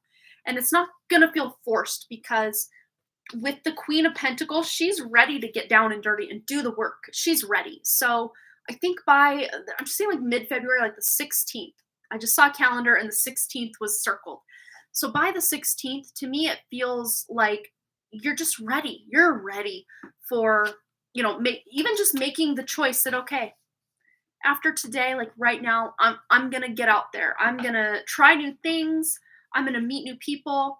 This could even be taking some sort of like in-person kind of class or, I don't know, like retreat or something going on in person. Could even be having to do with the gym. I know you do go to the gym sometimes, but somewhere where you meet up with other people that you're kind of working together, or at very least you're each working on your own thing, but like in a group environment. I don't know. It could even be like studying at the library. I know you're not in school, but like, to me, it feels very studious though, like learning a new skill or a new hobby or just wanting to learn something. So if there's some sort of class or course, specifically though in person, I see you being able to meet with people. Even if it's like some sort of book club or, just looking online for, there used to be like what was it called? There was like an app that you could just find friends in your area. It wasn't like a dating app. It was more like a dating app, but for friends, like just finding friendships. I don't know what that was called though. And I don't even know if it's still a thing. I know a couple years ago, this girl I'm friends with on Facebook would always talk about this app and how it would always steer her wrong, but I don't know. Who knows? So I don't know, but that might be an opportunity, or just looking around online for like local events, local goings on that you can go to and maybe possibly meet friends, meet people. Library has come into other readings before for me. Yeah. Sometimes just checking out the library with really no clear agenda, just going to the library and just allowing your intuition to guide you down the aisles into the different rooms, or, to the bulletin board. Usually you have like some sort of community like bulletin, or even just going online to see the like library. Like my local library, they throw a lot of different events. We even have like a Comic-Con kind of thing. It's called MissCon for like Missoula. And we get some pretty decently, famous authors and stuff that come to our Comic Con. So there could be something like that. That's kind of what's coming up, is some sort of event. Doesn't necessarily have to be a work event, but it feels like a gathering where you're coming together with other people to learn something, or just you're all maybe doing your own thing, but like in a group environment. I don't know. It's got me a little puzzled, but maybe that's part of the mystery of it. Kind of, lurking in the shadows is also some good, good fun stuff. So funny. It sounds like I have a better chance of meeting love at the library other than the gym. Hey, you just never know. So this is basically you trusting your intuition, because that Page of Cups is very intuitive. So trusting your intuition, if you just feel like even going to like Target or any store and just walking around and looking at things and just allowing life to kind of inspire you. Because a lot of times we will, we'll like, oh, I'm out of toilet paper, so I'm going to go to the store. I'll get my toilet paper. I'll get some fruit. I'll get this. I'll get that. It's like we have a clear agenda with that. And we can still sometimes buy things that weren't on our list. And that's kind of like, ooh, that's, what's the word? Like improvising, or spur of the moment, carefree. I don't know. The word I'm really looking for is escaping me right this second. Spontaneous. There it is. But sometimes if we just get in the car, like, I think that's kind of what that like road trip or like day trip was about, is just getting in the car and driving around and not really having a clear agenda, but just kind of having a free calendar for the day to just see what catches your eye. And it's probably more fun with a friend or, a family member or someone you can go along with and just see where the road and the money in your pocket takes you that day. I always think it would be so fun. Yes, right, Jessa? Yeah, her and we hadn't seen each other for, I would say, at least 7 years, because I think the last time I saw you was around '05, maybe '06. And then we kind of reconnected in 2012. And I'm just at the dollar store, just living my best life, getting some, sponges and stuff to clean my kitchen. And Jess is coming out as I'm going in. And I'm just like, there you are. Like, because I was searching her maiden name on Facebook the whole time, and I could never find her on there. So I'm like, oh. And it's not like I probably, if I really wanted to, I probably could have, talked to Carol. Carol could have talked to someone. Someone could have talked to someone. I could have gotten in contact with your mom and then get in contact with you. I'm sure it could have happened. But, like, I love that it happened like that. But, yeah, you just never know who you're going to run into. Could even be someone, the fact that Jessa brought that up, could be, a childhood friend coming back into your life. Or a new connection completely coming into your life as well. But follow your intuition. I want to get one more before we close out. Anything else Michelle needs to know? Oh, hi, baby. Hi. My baby. My big boy. Are you going to bed? Yeah. Yeah. I love you. Love you.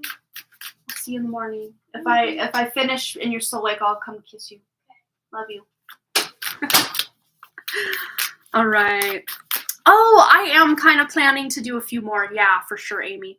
Ooh, look, we've got Apollo with divine messages. So just be on the lookout. Have your, intuition peeled, Michelle, for some divine messages coming through. So yeah, just see where the road takes you. See where the wind takes you. Just kind of be in that spontaneous mode of just whatever happens. Or, instead of thinking, I should get out more. Maybe someday I'll get out more. It's like, if you have time in that moment, just go get out right then. Even if you don't know what you're doing, just allow the road to kind of take you. Like, I don't think we as people allow enough spontaneity in our lives like that. But I think it would be really good. Yeah. So let's see. Yeah, I definitely want to do more intuition exercises. I kept thinking about that. I feel so bad for my Done Creative channel, because like it was my first, big YouTube channel for sure. And, it supported me. It loved me. It's just the algorithm and the shadow banning and everything just completely went off. So I would say best case scenario to get any content on there would be to unsubscribe, unclick the bell, and then resubscribe, and then re-click the bell, because that would be your very best bet to let the algorithm know, hey, I'm interested in this. And I kind of do that even periodically with all the ones that I definitely want to see on my subscription feed, because even if you're subscribed to someone for a few months, if there maybe are 2 or 3 of their videos in a week you don't click on, or however many, like maybe you only click on 1 out of every 4 videos, that and if you scroll past one of their videos, that tells the algorithm not interested, so they'll stop giving you that content. So the ones that I want to see, like say it's a writer's channel, even if I don't really like the topic they're specifically talking about isn't quite of interest to me, sometimes I'll just click it on and just have it on in the background just to let the algorithm know, hey, I'm still interested in this creator, so that they still pop up. And that's helped. But I know not everyone has time to do that and even cares to do that. But that's, I guess, kind of one way to trick the algorithm that you do care about that content, even if you're not watching every single video a creator puts out. And I know, like with Harmony Portal Tarot, it's already starting to happen because not everybody watches every daily message. So I'm kind of thinking once I'm close, I'm getting there, like 49 people away from monetization over there. And what I think I'm going to do is move my daily messages to shorts. I like kind of swore to myself without putting like that final stamp of approval on it that I would never do short form content, just because I don't want to encourage the short attention span that we're all kind of veering towards. But I know some people just don't have time for a full pick a card. And that's why I wanted to make those daily messages that are like under 5 minutes for most of the videos. But yeah, I'm thinking I might eventually just move those to shorts, and then I got to do those in a minute, not 5 minutes. Yeah, I'm not sure though. But yeah, I'm planning on it. I just need to follow through. I know, right? Yeah, it would be a full-time job. But sometimes even just clicking on it and just like walking away, like I don't always listen to it. It'll just kind of be on, like on a tab on my thing, just playing. But I only really do that with the ones I definitely don't want to miss their stuff. I don't just do it for just random channels that I subscribe to and maybe watch every. And I'm probably part of the problem, right? I'm part of the problem. But we can only do what we can do, and that's all we can do. So yeah, if you have a favorite creator and you maybe don't watch everything they put out, because I don't think there's any creator that I have subscription to that I watch everything. But I try if they mean a lot in some way. And a lot of times though, if you have 600 things you're subscribed to, there's just no way. But if I'm thinking about a certain creator and they haven't popped up on my feed for a while, sometimes I will go double check, hey, am I even still subscribed? And usually I still am. It's just it hasn't shown up in my subscription feed because I've been saying I'm not really interested. But if I go search it out, there it is. YouTube's a whole thing, man. I don't even know. I gave up trying to know all the hoops to jump through and the right way to do things, and I'm just kind of following my heart at this point. And if Harmony Portal Tarot just does the same thing that the Done Creative did, because I'm speaking a little too much truth juice and all of that, then so be it. At least those that heard, and if they needed the message and they got the message, I've done my job, and that's all I can do, right? Yeah, I've gone from I need to reach as many people as possible to I know divinity, the divine, whatever that looks like, is going to take care of who needs anything from me. They'll get it. And if they don't, they won't. Simple. Yes, there is outside interference, but I still firmly believe that everything happens for a reason. So yeah, I'll just find new ways to pop up online or show up in some way. Oh, you flunked most of them. Oh no. They're fun. All right. Sorry I went off on a bit of a tangent there. Thanks again, Michelle, for your donation. And Get to Lecca is next. And then we also have Nellie as our kind of timestamp / holdover from earlier tonight. So I'm going to update my list while Get to Lecca gets her question out. All right. Nellie is on the block. Okay. So advice and suggestion from spirit guides on what is coming up next and how to prepare myself. All right. So for Get to Lecca, any words of wisdom and advice from her true guides, from her true spirit, from her true inner self. Any false light entities pretending to be Get to Lecca spirit team, we're not talking to you. We are not talking to you. Only the true original guides, that is what we're talking to. Source energy that is working with and through Get to Lecca. What does she need to know on what is coming up next and how to prepare? Okay, well, we have the Lovers, so there's a big choice coming up. If this isn't resonating that you want it to go into love life territory, you don't have to take that message, because at the heart of the Lovers card, it's about making a choice. And not just a random choice, like, am I going to wear the red shirt today or the green shirt? No, this is a pretty major life-changing kind of choice or decision. So, this could look like a career change, or, if you're staying with the same company, moving to a different department. Like, it could be that big of a change. Or moving is another pretty big change or shift. So this is making some sort of big shift in life. Heard you mention several times on getting information from original guides, not false light. Yeah, I talk about it a lot over on my other channel, Harmony Portal Tarot. It's just that not a lot of, but like the main guide that I used to connect to that came in during my Kundalini awakening, because this, spontaneous thing was happening to me. I had no idea what was going on, but there seemed to be this very loving energy around me that I, interpreted as Archangel Michael. And then I started having what I called an awakening from the awakening, which actually on this channel right here that you're watching now, if you go to my main page, the main tab, I have pinned at the top, it's called Awakening from the Awakening. It's about an hour-long explanation of just me waking up from connecting to what I thought was Archangel Michael, which happened to actually turn out to be a false light entity pretending to be Archangel Michael. And I'm still like in my own just unsuredness and not very sure-footedness on this next awakening, that the archangel realm even is working for humanity at all. And the things that we, because what we call angels and archangels, and even our own soul and our own spirit, we get that information a lot of times from the Bible or other religions. And it's not like an original thought one person or another person came up with. It's usually handed down generation. It's like, is this stuff even real? Do we even know? Yes, we know we're getting, like predictive answers with things like with tarot or with channeling and stuff, but like, what are we really channeling?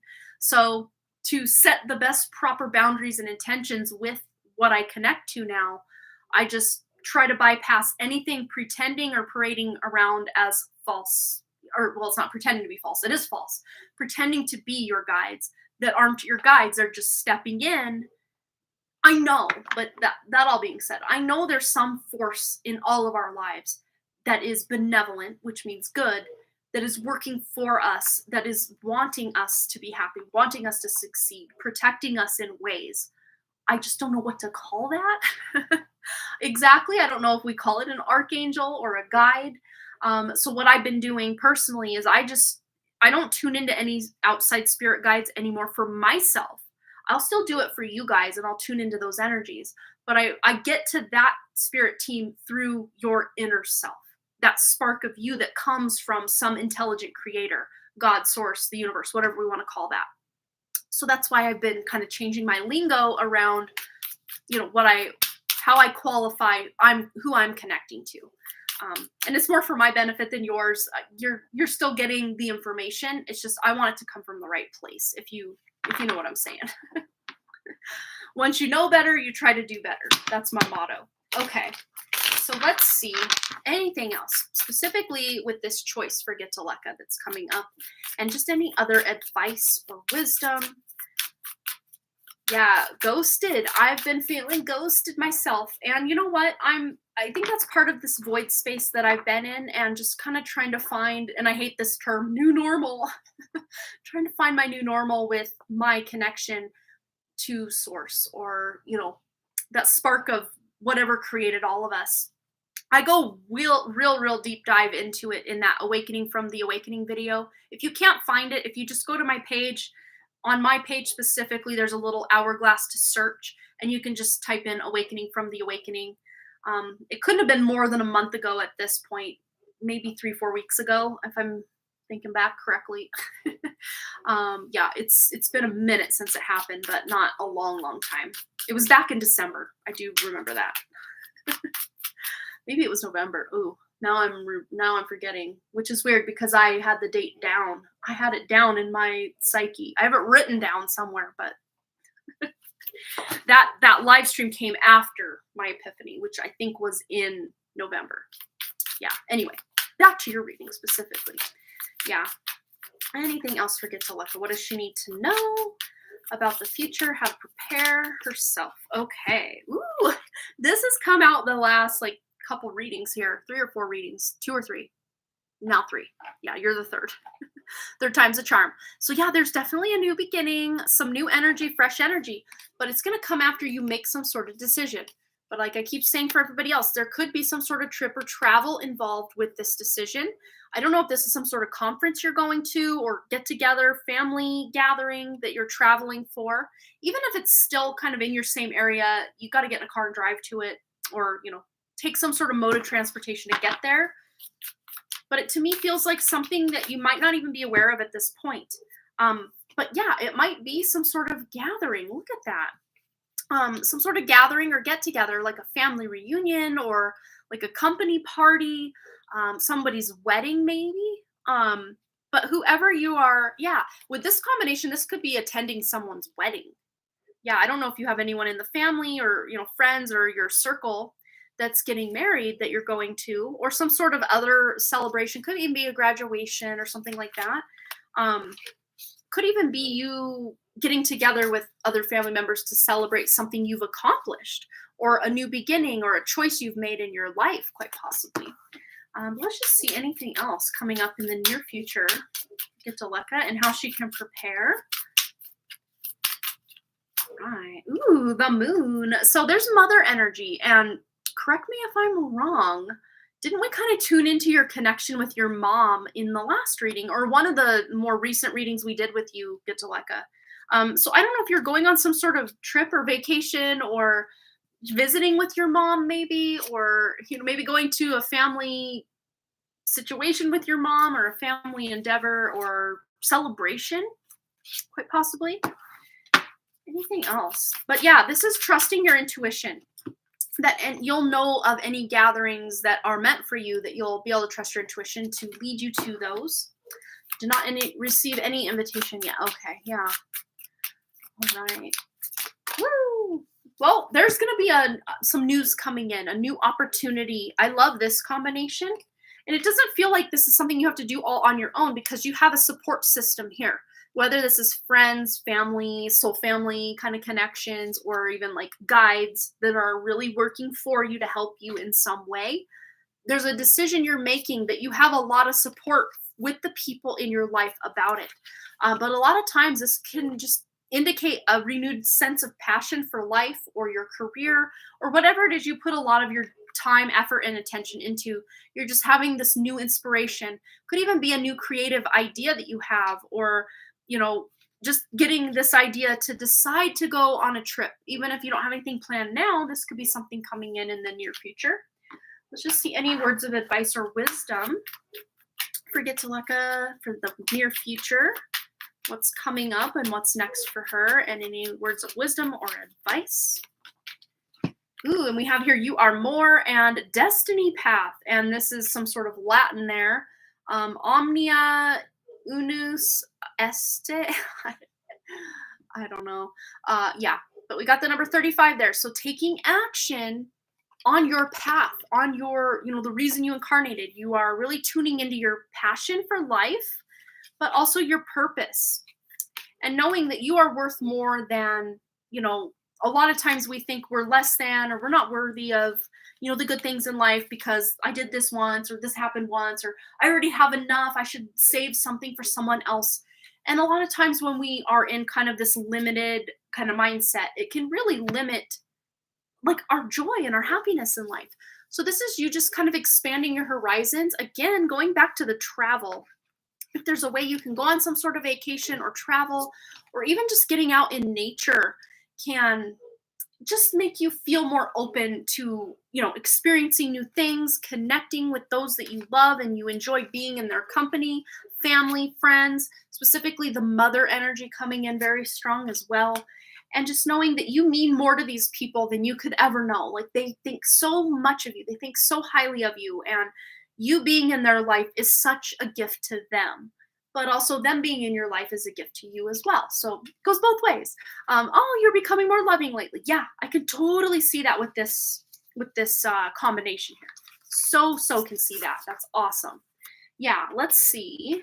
Any other wisdom, words of advice, or guidance for Gitaleka on the near future? Anything else she needs to know? Ooh, we have here, there is always enough. That's, kind of going back to, oh, I couldn't take that. What, I have enough. Someone else can have that. It's like we were just saying with that. Look at that. So yeah, there is always enough. And it's not just enough that everyone gets the bare minimum. There's enough for everyone on this planet. And spoiler alert, something I tuned into, oh man, it might have been close to a year by now. Yeah, it was sometime last year, 2022, that I just had this, I woke up, and a lot of times when I wake up with a thought coming in or a sentence playing in my mind, like so often, more often than not, the fact that I can go fact check that somewhere, that information is crystal clear and true. And I tuned in 2022, that there's actually closer to 3 billion people on the planet, not 8. Well, they're saying upwards of almost 7 to 8 billion people, which, sounds like a lot of people, but just my own, I guess, guidance, inner knowing, saying there's closer to only 3 billion people. So there may be, though, maybe me just interpreting it one way or another. One way to interpret that is, oh, there's only 3 billion human bodies on this planet. Or another way we can interpret that is there's only 3 billion of the 8 billion or almost 8 billion people on the planet that have souls, that are actually human souls. So I don't know the best way to interpret that, but that's the information I got. So, of course there'd always be enough. It'd be much more overflowing for 3 billion rather than close to 8 billion people on the planet. That's where I was going with that. But I just wanted to share that little fun fact with you guys. I'm in like a show and tell and sharing mood, I guess. But yeah, there's always enough. And I think you're tuning in. To me, there's a very ancestral energy with this card here, with the Sedna energy. And, fishing and storing for winter, because the Eskimo, I mean, they live in, Arctic and subarctic, like, temperatures. It's cold. And a lot of times they'll have to really prepare for those hard winters. And it's like, so often, more often than not, there's always enough to get through that storm or that, season of life that doesn't feel very joyful or very, I guess, abundant in some way. But anything that you've been feeling lack in, whether that is connections with people or just general happiness or just the passion for your career or whatever it could be. I mean, it could be anything that I didn't even say, is, just knowing that you're taken care of on a higher level, more spiritual or, divine level, and also the material world. So yeah, let's see. I just want to feel like I want to get one more. Not sure, but I'm sensing something around me. I try to brush it off. Yeah, so many people are feeling it, and it's just because the veil is so thin, and we can sense a lot more than we could a year ago, 2 years ago, 3 years ago, 10 years ago. Like, even people who are, don't consider themselves intuitive at all are really starting to feel the energies happen and go on. But look, you're climbing towards success. So whatever direction you're going in the near future, it's a successful direction. It really is for you. So I would say don't worry about anything. Of course, take the proper steps and actions, make some plans. But if a big decision comes up, just really feel into your intuition with that moon energy here. Feel into your intuition, and you will make the best choice for your life, whatever it is. If this is looking like moving, switching jobs, having new connections come into your life, whatever this looks like, whatever this decision. Because, the lovers, most people think, oh, that's about love. It could be, but not necessarily. At the heart of the lovers is about making a major decision that will, improve your life in some way. So yeah. All right, so that was your reading. I hope it resonated. Thanks again for your donation, Gitaleka.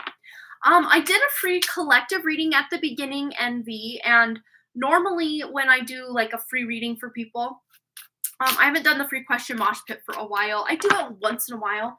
I haven't done it in a while, but I just wasn't thinking to do it tonight. So, but a lot of times like when the live stream starts, I will do a 1 card pull for everyone who's there about the first 15 to 20 minutes. So I always say get there when I start, and then you can be in on that.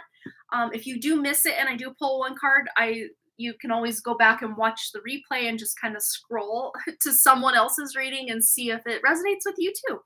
But yeah, I did a collective reading at the beginning, probably about the first 15 to 20 minutes or so. But yeah, I will be back here again at 11 a.m. Mountain Time on Friday, and I'll probably do another collective that day just because I do want to really tune into these Mars going direct and Mercury going direct energies that are coming up. So yeah, but once in a while I'll do a free question mosh pit. Just haven't done it lately. Maybe I will be doing that next Wednesday. Maybe. Oh, thank you so much, Envy. I appreciate that. Thank you. All right. So Nellie is next, and I'm going to go ahead and timestamp Nellie at 1:45:10. 1 hour, 45 minutes, and 10 seconds for Nellie. So I'm going to have to go to email to read her question. Take a quick drink of water.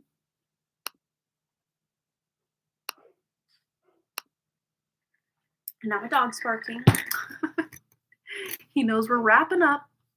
Okay. So Nellie, hi, I hope you're doing well. I am. Thank you so much. I hope the same to you. Happy New Year, Nellie. I can't make it to the live tonight, so I'm hoping you'll timestamp for me. Pretty please. Absolutely. I'm officially moved back to Idaho, and my person is here. I feel like I should just call him Jay now. That sounds great. We've hung out a couple times, and of course, I'm loving it, but I'm afraid to get invested in any way. He mentioned being here to help his mom, but after she doesn't need help anymore, he isn't sure where he wants to be, which makes me wonder if he'll continue to keep me at arm's length relationship-wise. Just wondering if there are any insights or advice about this, or if there might be any hints about what's significant about February 11th. Oh yeah, that's right. Mentioned that in the last reading. Okay. Well, it's very interesting. We're coming in today at January 11th. So we're a month away from that magical date. Hopefully something cool will happen. We'll tune in a little more to that, but let's just see. I want to get the thick of the question out of this for you. So yeah, it makes you wonder. So let's just see if he will keep you at arm's length and any insight and advice about this. Okay, we've got some stuff coming out, and we'll kind of tune into that February 11th date. Okay. So we have here the 6 of Daggers. So there's the move. There's you guys moving. Well, you and then him kind of by way of helping his mom. 4 of Cups. Yeah, I can see he's unsure of what he wants to do, what the future looks like for him. The 9 of Wands and the 10 of, okay, so he might be feeling a little overwhelmed. I don't really feel this is like physically overwhelmed. It could just be a lot of thoughts, like mental overwhelm going on. And with the 9 of Wands, I think he's kind of close. So probably between now and March, which, March doesn't seem that close, but it keeps coming up as like near future in the readings today. So I'll take it. We'll take it. If Spirit's going to give us a time frame, I will take it, because normally they are very stingy with their time frames. But yeah, what I see is right now he's just kind of feeling maybe a little apathetic about the direction of his life, just not really sure where he wants to end up or what he exactly wants to do. But yeah, I think you are energetically and physically in the right place. Like you kind of come home to yourself, and it feels a lot better. And I'm sure it feels really great to have Jay there as well now too. But I don't know if he's talked to you about this, but he just kind of feels a little, I don't know, depression is the right word, or just if he struggles with any kind of anxiety disorder, or like putting himself out there. Like if he's more introverted, that's kind of how I'm getting this, that the thought of having to put himself out there or try these new things kind of makes him stressed out. Like that's kind of the vibe I'm getting. So let's see though what is it specifically, and we can only really tune into his energy about as much as we're really allowed. As much as you can probably energetically read into his energies about as well as I'm going to be able to, just with people's free will and their boundaries they have placed. But let's just see what we can get. Yeah. So I don't know if this is a death in the family. This feels like past energy, because we're tuning into right now, and the past is what we've got going on for him, where his head's at right now. kind of just wanting to get clarifiers on this kind of anxiety he's been feeling. So I don't know if there was some sort of recent or maybe even not very recent, but it's just been kind of mentally sad for him or affecting him in some way. The death of a family member, a friend, a loved one in the past that's been affecting him in a way. But let's tune in and just see if he is like at least taking a snapshot of this moment right now, if he's leaning more towards staying in the area for a while or moving on to another state or town. And again, we do have him kind of unsure, just kind of not really seeing the opportunity that's in front of him. I'm really seeing now like a big download of there might be some sort of opportunity or job that's presented to him. It's not, it's so presently right now, it's not on his radar. So this isn't anything he probably had mentioned to you because he doesn't know about it yet.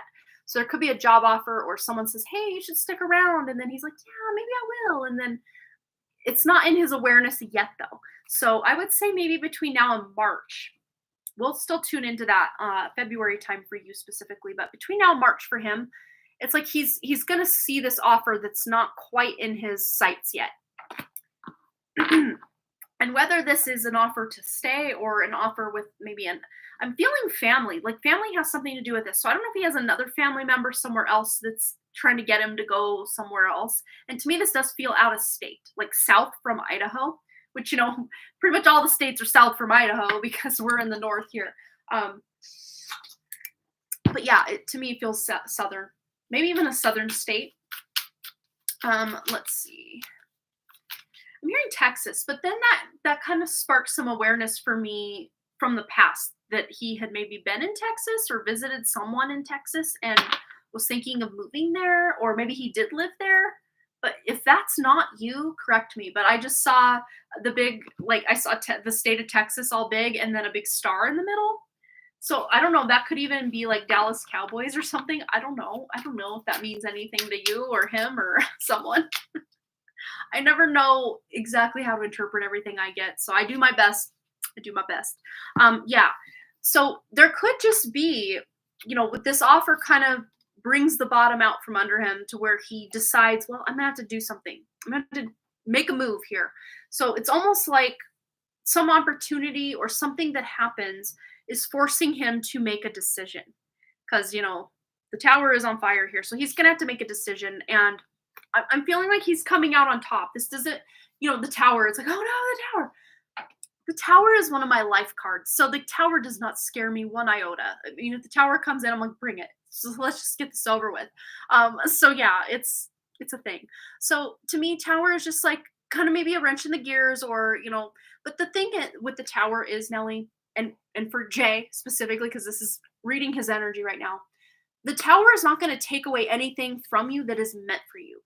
So if a tower moment happens in something that is meant for you, it really will let you know how strong that thing, that relationship, that whatever it is because you can rebuild it with a stronger foundation the next time. But if it's not meant for you, nothing we can say or do or try to make shift and change and try to manifest is going to bring it back. So, this could even be like more metaphorical, like the death of one version of himself and him, like not being able to go back. I can't go back. So maybe he's literally not going back to the town he just lived in, and he might be staying where he's at or moving on, going south from where you're at. Possibly Texas, if that's your message, because I saw Texas again.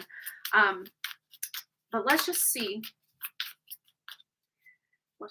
Anything else that needs to come through, and then we're going to read into that February. Oh, well, look at that.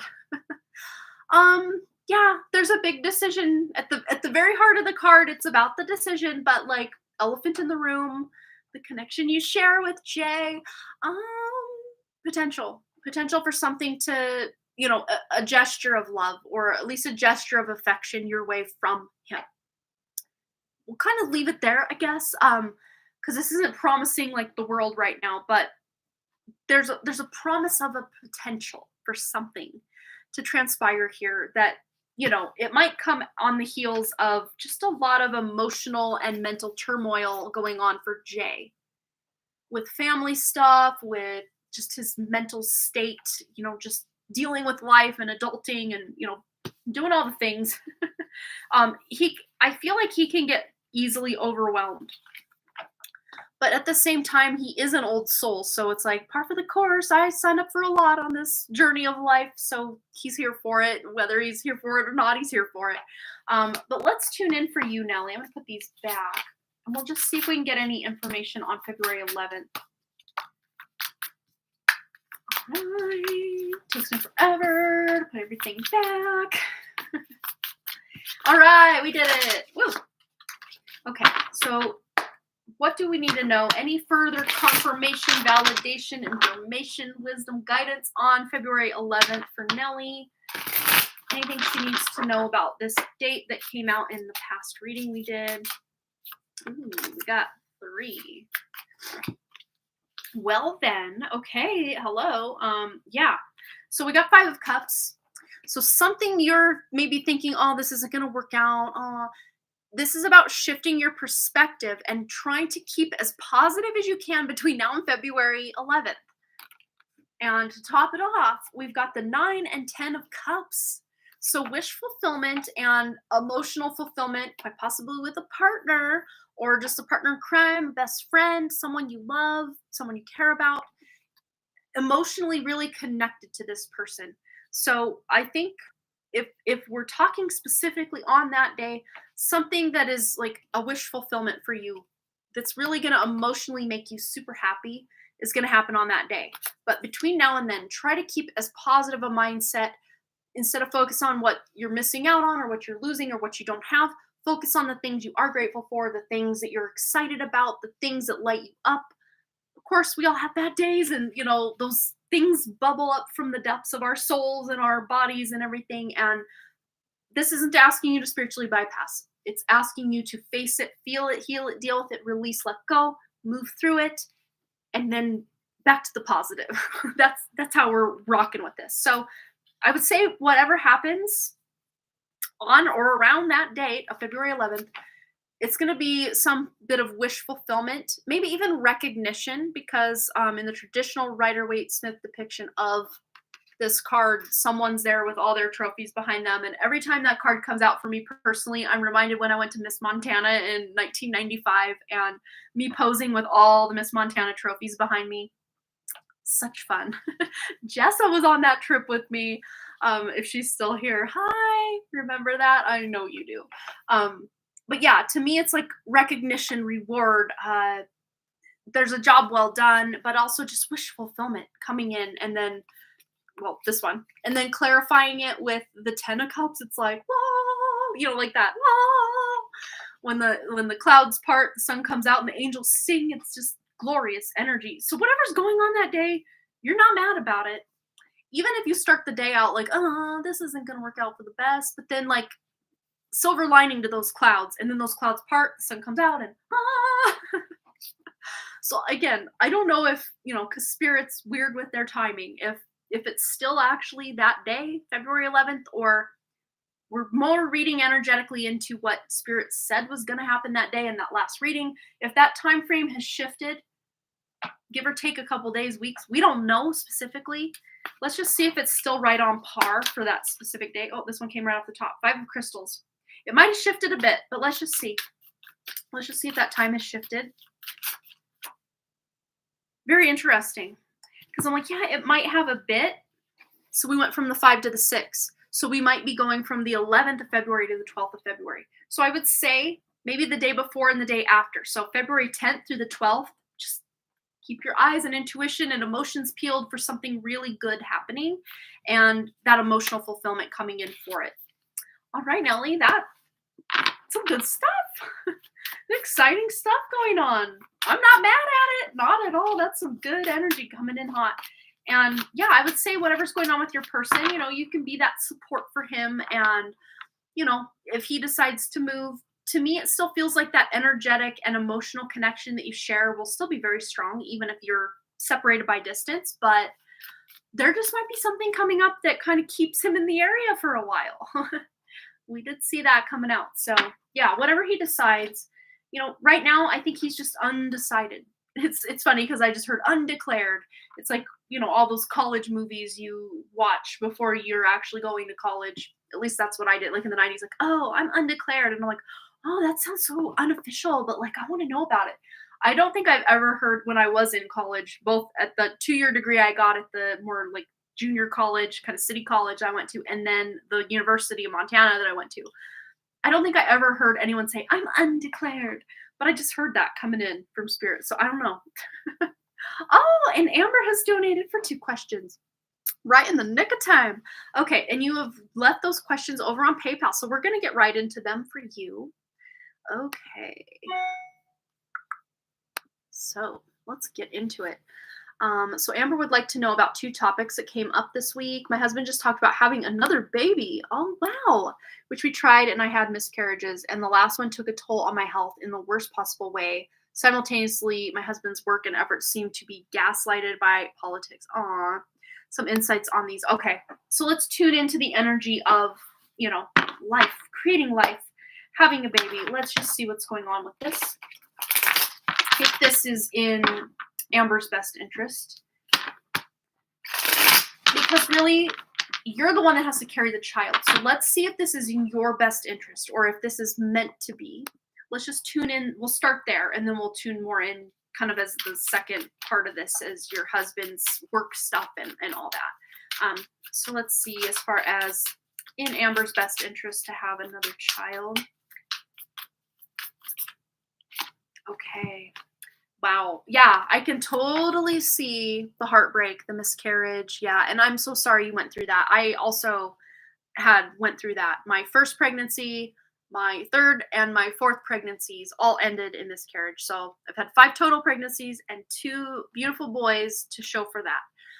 But with this coming out, there is a potential, there is a possibility that this time will be much different than those times. So if this is something that's on your heart, I would say that it is,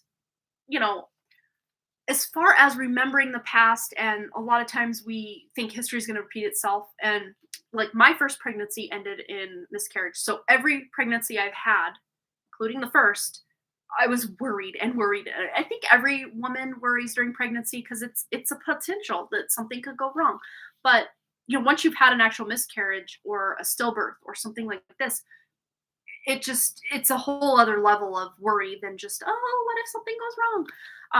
So I can totally see why, and maybe even with, it's very interesting because with this combination, I'm really reading this more as past energy, because I think these miscarriages really did contribute to you getting closer to your spirituality.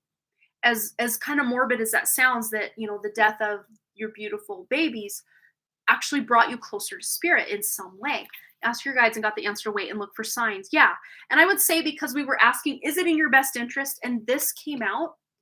I don't know that it is in your best interest, but yet that just could be for right now, because there's still a potential here for, things to elevate, something really magical and beautiful to happen. But I would say, because this came out with it and we were asking about in your highest good, I would say right now, probably not. But let's just see if in the future, if this is a potential possibility in Amber's best interest. That's how I want to say this, is in your best interest. Anything else Amber needs to know about this? In her best interest, having another baby in her best interest. Yeah, I don't know. And it's not that it will end in miscarriage. I don't know that that's the case. But I just think physically it's going to be very difficult. Because I'm seeing you like in a bed, like probably spending most of the pregnancy like bedridden, because it's very hard on your body. I mean, there's nothing more hard on the body than probably the death card, I guess. Yeah. But a lot of times the death card will come out if someone has like a chronic illness or something. It doesn't mean they are actually going to die because of it. Nothing like that. But I would say this would just be very difficult, for your body. And it's weird because I saw like the heart like pumping, and it's not like there was a problem with the heart, but there was something with there being, I don't know if it's the speed the blood is moving, because I know when you're pregnant, like you get more blood, like your blood volume increases. that if there's something with the blood balance within the body, it gets really off kilter and it makes you really dizzy or lightheaded. And even like blood, like getting like anemic, quite possibly could be what spirit's trying to show me with the blood flow. Oh, and low blood pressure. Yeah, that could really lead to like fainting and dizzy spells and stuff. Yeah. Um, I would say that it, because you just never know if you faint and you're by yourself and no one's there to catch you, you could hit your head. Like it could be very, very dangerous. Something as simple as, oh, I'm just got low blood pressure, like could be a big deal. But let's just see anything else she needs to know about this. And again, like if this is something on your heart and you definitely want to do it, I'm not trying to scare you away from it. I'm just saying it might not be as easy as maybe your pregnancy with Kashfi. But let's just see any other guidance or wisdom on this subject. Yeah, Knight of Wands. So it's like, it's very interesting because the Knight of Wands is forward momentum. It's moving, it's in motion. But here she is standing still and kind of looking down like, what do? I don't know what to do. So maybe this is just, normally I would say on this card, go for it, do it. But because we're using this card and the depiction is kind of melancholy, a little sad, a little, I don't know what to do. It's okay to not know what to do right now and just to wait and, just see how you feel, a month from now, 3 months from now, a year from now. I don't know. I don't know how long it's going to take till you decide what you want to do. But as far as trying right now and everything happening beautifully and everything being amazing, I don't know that it's the right time for that, Oh, it was beautiful. Cat. Yeah, that's amazing. I'm so glad. Oh, that happened with your last minute miscarriage, put your kidneys in shock. Oh, wow. Yeah. So that just might be another, and not to say that the baby would have anything wrong. I don't see anything indicating that, but it would just be very difficult for you. And it's very interesting because now they're showing me like a baby and you crying. The baby's fine, but it's like postpartum depression. So I don't know if you struggled with that with Kashfi, or if that's just like something that would be like a major possibility if you did have another one, that you would be dealing with the postpartum depression alongside of, a very difficult pregnancy, at least physically difficult. But the baby, would see that the baby would be surviving if that's the case. The doctors did not say anything. I could not come to consciousness and wanted me out of the hospital. Oh, wow. Wow. Yeah. Oh, you did have that with Kashfi and you cried a lot. Yeah. And I just see this like, whatever you experience with Kashfi, this would be even more difficult. Like even more difficult than you had with her experience or after she was born, as far as the depression and stuff. But let's just see any wisdom or guidance on this. Ooh. Well, they flew right to the floor. And let me make sure that's all of them. Yeah, okay. Ooh, so we have here Avalon Priestess, Intuitive Awakening.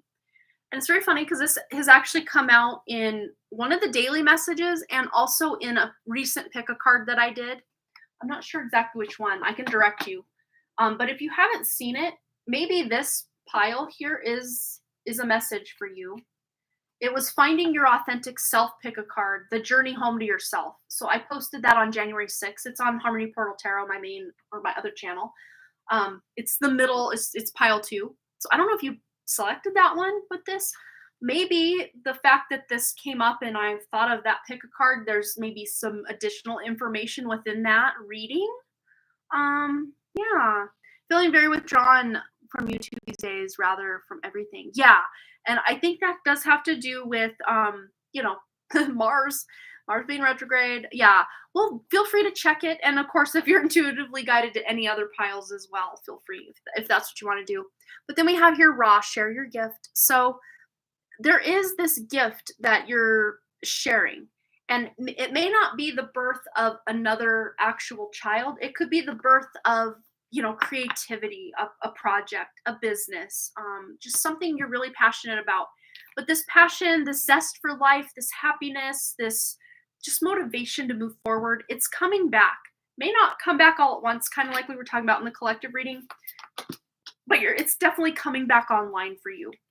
So yeah, make your own company website. Well, there you go. I would say kind of make that as your baby, in a way, and just keep maybe every month or two coming back and kind of examining what's going on with, you know, your desire to have another child, if it is feeling intuitively like a good move at that point, because we're just tuning into like if you were to do it right now, that this is kind of what would happen. That doesn't mean that 2 months from now, a year from now, that you're getting the same outcome. It could be completely different. It could be the same. We just never know. So yeah, let's tune in for your question. I'm going to go back over to my email real quick. So your question about your husband's work and efforts seem to be gaslighted by politics. So let's tune into your husband's job. Okay. All these back. Starting over. Okay. Let me just double check. Yeah, that's our last donation that we have still. Okay. So here we go. Amber's last question. So husband's work, gaslight by politics, and his efforts being gaslighted. Okay, what's going on with this? Ooh. So we have some emotional fulfillment. So I don't feel like this is going to keep him down for long. He's going to find his way forward. Was looking for a promotion and raise, but didn't get anything. Rather, he has been sidelined. Aw. Well, there's some sort of, I guess, opportunity coming up that he's going to feel much more emotionally connected to. Let's see if this is what this is. Is this him staying at this job? Is this him finally getting recognition? What is this? This might even be him going somewhere else to a different company, probably doing the very similar thing to what he's doing here, but for a different company, if that's possible. I don't know exactly his, work, but going somewhere else. Yeah, going a new direction. Absolutely. And yeah, kind of Knight of Pentacles here it's about a slow and steady progression. So it might be that he's kind of just getting his feelers out, maybe in some other, local areas, or if he's wanting to move, and if you're all wanting to move, it would be a good time to just start looking in the area you want to move for a different, job, doing a very, because I see him doing a similar thing. So like if he is working like a corporate job, it's like, well, you could do that same job position over here at this corporation or that corporation or that corporation, and sometimes get way better treatment, way better benefits. Oh, I want to move to Atlanta. Yeah. Well, let's just see if Atlanta has better job opportunities. Because I would say, unless it's a corporation that has like a branch in Atlanta, it's not, could possibly transfer. But to me, this feels like a whole different company that would actually respect him, and he'd feel much more emotionally fulfilled in the work he was doing. And I think that's what it's going to come to, especially if he's kind of been sidelined. It's very difficult once, it's kind of like the Done Creative. Once it was shadow banned, you can't really come back from that. I can still show up and put my effort in, but I'm not getting much in exchange for what I was doing there. And I see a very similar energy. Not that he was shadow banned or no one listens to him, but I do see they kind of walk him in circles. It's kind of what I'm seeing, like a circle. Like he's almost like on a hamster wheel. He can work and show this effort, and he's not really getting anywhere with it. He's kind of just staying status quo or making the same amount. Not easy to do due to visa issues. This company has a branch there. Okay. Well, if it is the same company and he's going somewhere different, it's going to have different people. It's going to have maybe just a slightly different structure. So to me, I think that's different enough that he wouldn't be sidelined. He'd get a fresh start to prove himself and really show, what his skills, what his talents, what he has to offer. He's okay with work, but he was putting 20 hours a day and they just beat him around the bush. Yeah, I can, must be like the circular energy of just hamster wheel, just going, and not ever resting. And that's got to be difficult. And then, he probably comes home and takes it out on you in some way, and that's not fair to you either. It's not fair to you either. But let's just see if Atlanta would be a better fit, the branch he works for in Atlanta. Yeah, I think he just needs to slow down and take some time if it's at all possible to, he does work from home. Yeah, okay. So it's almost like energetically though, it's like he's running in circles and trying to prove himself. And, that just could be that he does need a break, but this is very home energy. So if it is that he's working from home here, maybe if you move to Atlanta, he'd be actually going into the company, if that makes sense, like into a business, like an office setting, and that might serve him better. Even if he says he likes working from home, I think he would probably do better, rubbing shoulders with people, like physically being in the work office. I think that's where his talents can truly shine. Oh, he took a break when family was visiting. Yeah, okay, so this could be a nice reset for him. But let's just see Atlanta specifically. Anything Amber needs to know for her husband. Work transferring to Atlanta. If this would be a better work environment. Yeah, look, there's the travel card. There's moving. And it's very interesting. You guys just did some traveling with family and stuff. You went on that vacation. I feel like that somehow closed that circle of him in the hamster wheel. So even if this hamster wheel kind of energy continues for a little bit, I do feel it. There could be a shift. I don't feel like his job is a complete dead end where he's at. Like if he had to stay there for another how many years or whatever, I see there would eventually be a promotion or a raise or some sort of bump up. But in the energy that he was in before your guys' family vacation, it might have been difficult. But this is also saying too that maybe after you guys do go on another vacation, or even if it's just around your area, that could help refresh the energy around his workplace as well. But let's just see anything else he needs to know, just even where he's at right now and anything he can do. Yeah, Seven of Crystals, just having the patience that things, especially with, maybe even thinking back when he really started having some issue with work, if things really started getting kind of downhill or working into the ground around October 30th. Mars retrograde. Yeah, and I don't know his personal chart to even know where Mars is retrograde and then the two houses that Mars rules. Yeah, they say Pluto co-rules with Mars for the sign of Scorpio. But Vedic astrology takes the original rulers. So that's how I kind of interpret things. And I get a pretty good prediction with things and what people are going through. Planning to go to Atlanta to check housing and areas where to move. Yeah, and we were specifically asking about Atlanta, and then the World card came out. So this is either a trip or a travel, or more from November onwards. Yeah, and of course, Mars going direct at the very end of October would really start to feel that in November. Like about the second week in November is when I personally started really feeling that Mars retrograde energy coming in hot. And I'm still feeling it, but it's starting to really subside for me probably this last, 6 or 7 days. And then 2 days from now, it's going to go direct and take about a week to start moving forward again. And it's in the sign of Taurus. So people put a lot of effort and work into the sign of Taurus. It's a grounded sign. So yeah, just having a bit of patience. Yeah, in the last 2 weeks of shuffling happened in his team at large. Oh wow. Let's just see any closing arguments from spiritual support team. Anything else? Yeah, Two of Wands. So he's making some plans. So maybe he's not taking firm action on finally moving or getting a transfer or any of that, but just it was then he was sidelined. Okay, that makes a lot of sense. So he's maybe making some plans. So I would say any advice for him, if you did want to tell him, make sure he's getting adequate rest and not working so much and so hard, and just putting himself out there as much as he can, but having some patience. But things will turn around, and in the meantime, having that patience with things turning around, to make some plans, whether this is making a plan for a transfer to Atlanta, or if this is making plans to, I don't know his exact line of work, but yeah, you think I can tell him or advise him on anything, right? I know, and that's kind of why I'm like, yeah, if you can.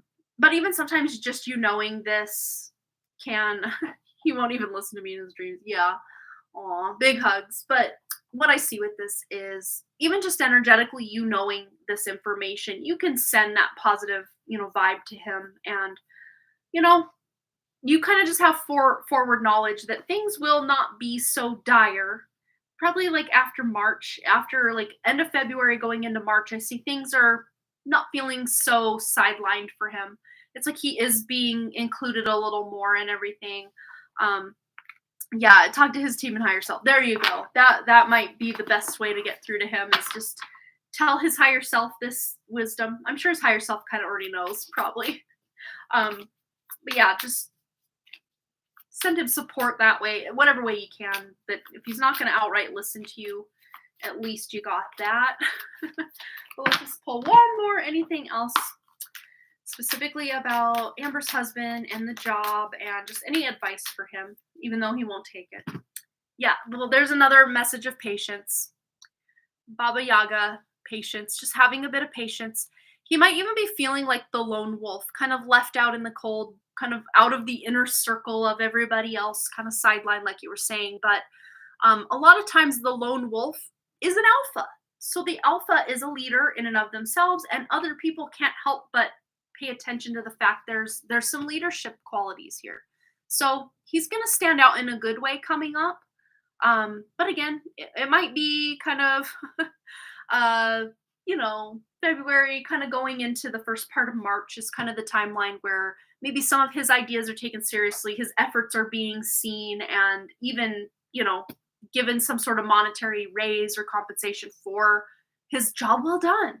Because I can definitely tell with his energy, he is a very hard worker.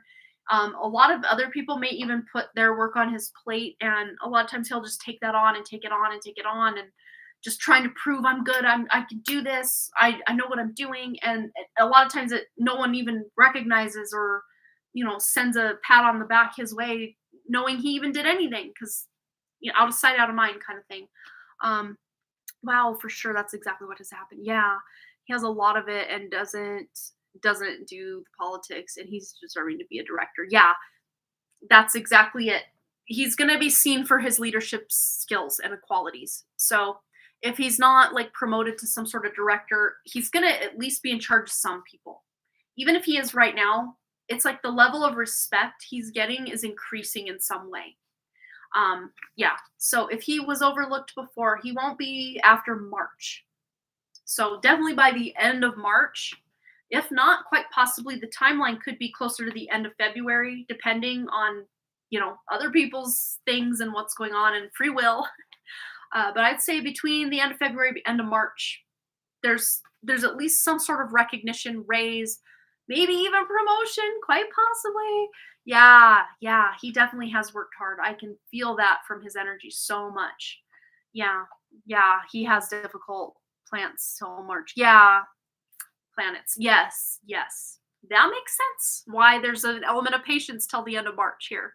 So it might be toward the tail end of that time frame we just got, but things are shifting though, and I do feel that he's gonna feel that weight lifted, because look what's on the back of the deck, just watching me, almost like two little pairs of eyes, a pair of eyes here, two eyes looking at me, waiting for me to see it. There it is. Yeah, K2 Rahu. Yeah, K2 is the south node, Rahu's the north node, and they're always exactly opposite, running around the chart like a bunch of crazy people. But look, we also have the rooted card. This is Taurus energy, and Mars is currently in Taurus in Vedic astrology anyway. Mars is in Taurus, and it has been rooted in Taurus. It'll be in Taurus a total of 6 months from the time it first dipped in and the time it's dipping into Gemini. So that's 6 months, because it was all the way through Taurus, dipped into Gemini for like a day or two, and then was retrograded back into Taurus. So it'll be 6 months in one sign, which happens every 2.5 years, I think, is when Mars goes retrograde, and then it's in a sign. It can be in a sign as long as what it has, and it's pretty rare though that it's quite that long. But especially when Mars is in an Earth sign, that's when it's retrograde. It's asking for big changes in the material world or the physical plane. So depending where Mars is in his chart, in his natal chart, where Mars is transiting, what house it's transiting, and then of course whatever houses Mars rules in his chart, could really tell the story of how things will start really looking up for him. But yeah, definitely some justice coming in hot. So yay! All right, so that's going to do it for that. Thanks again for your donation, Amber. It's always a pleasure to read for you. I wished I had better news about the baby stuff, but at least after a time, I think this stuff with your husband's work is going to look a lot better. Whether that looks like him eventually moving somewhere or just people giving him the due respect, you know, he does deserve this respect. So, you know, it should come. It should. It really should. You're so welcome. Absolutely. All right, you guys, let me just double triple check. Yeah, that was our last donation, and I did Nellie's, and I just need to timestamp hers now that we're done.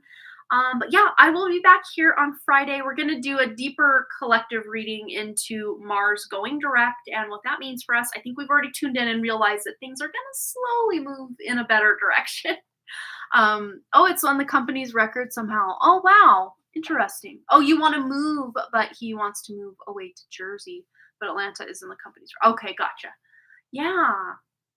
Yeah, there's lots of cool places that a person can move. It's just about putting in the effort, figuring out where's the best place for me to be. And it's kind of fun, but also kind of stressful to figure out where do I need to be. All right, you guys, that's going to do it for me. So if you would like to see anything from me, my newest pick a card is what one was it? The Good News that's coming your way pick a card. It's on Harmony Portal Tarot. It is in the description below if you would like to check out my pick a card channel. And I also have daily messages going up every single day except Tuesdays, Fridays. I have my pick a cards, and my pick a card coming up on Friday is what's ahead for you. What's next pick a card. So we have Good News pick a card, what's next pick a card kind of coming out back to back. And I will be back here again on Friday at 11 a.m. Mountain Time for that Mars retrograde going direct message collective reading for everybody. And I will see you. Oh, sorry.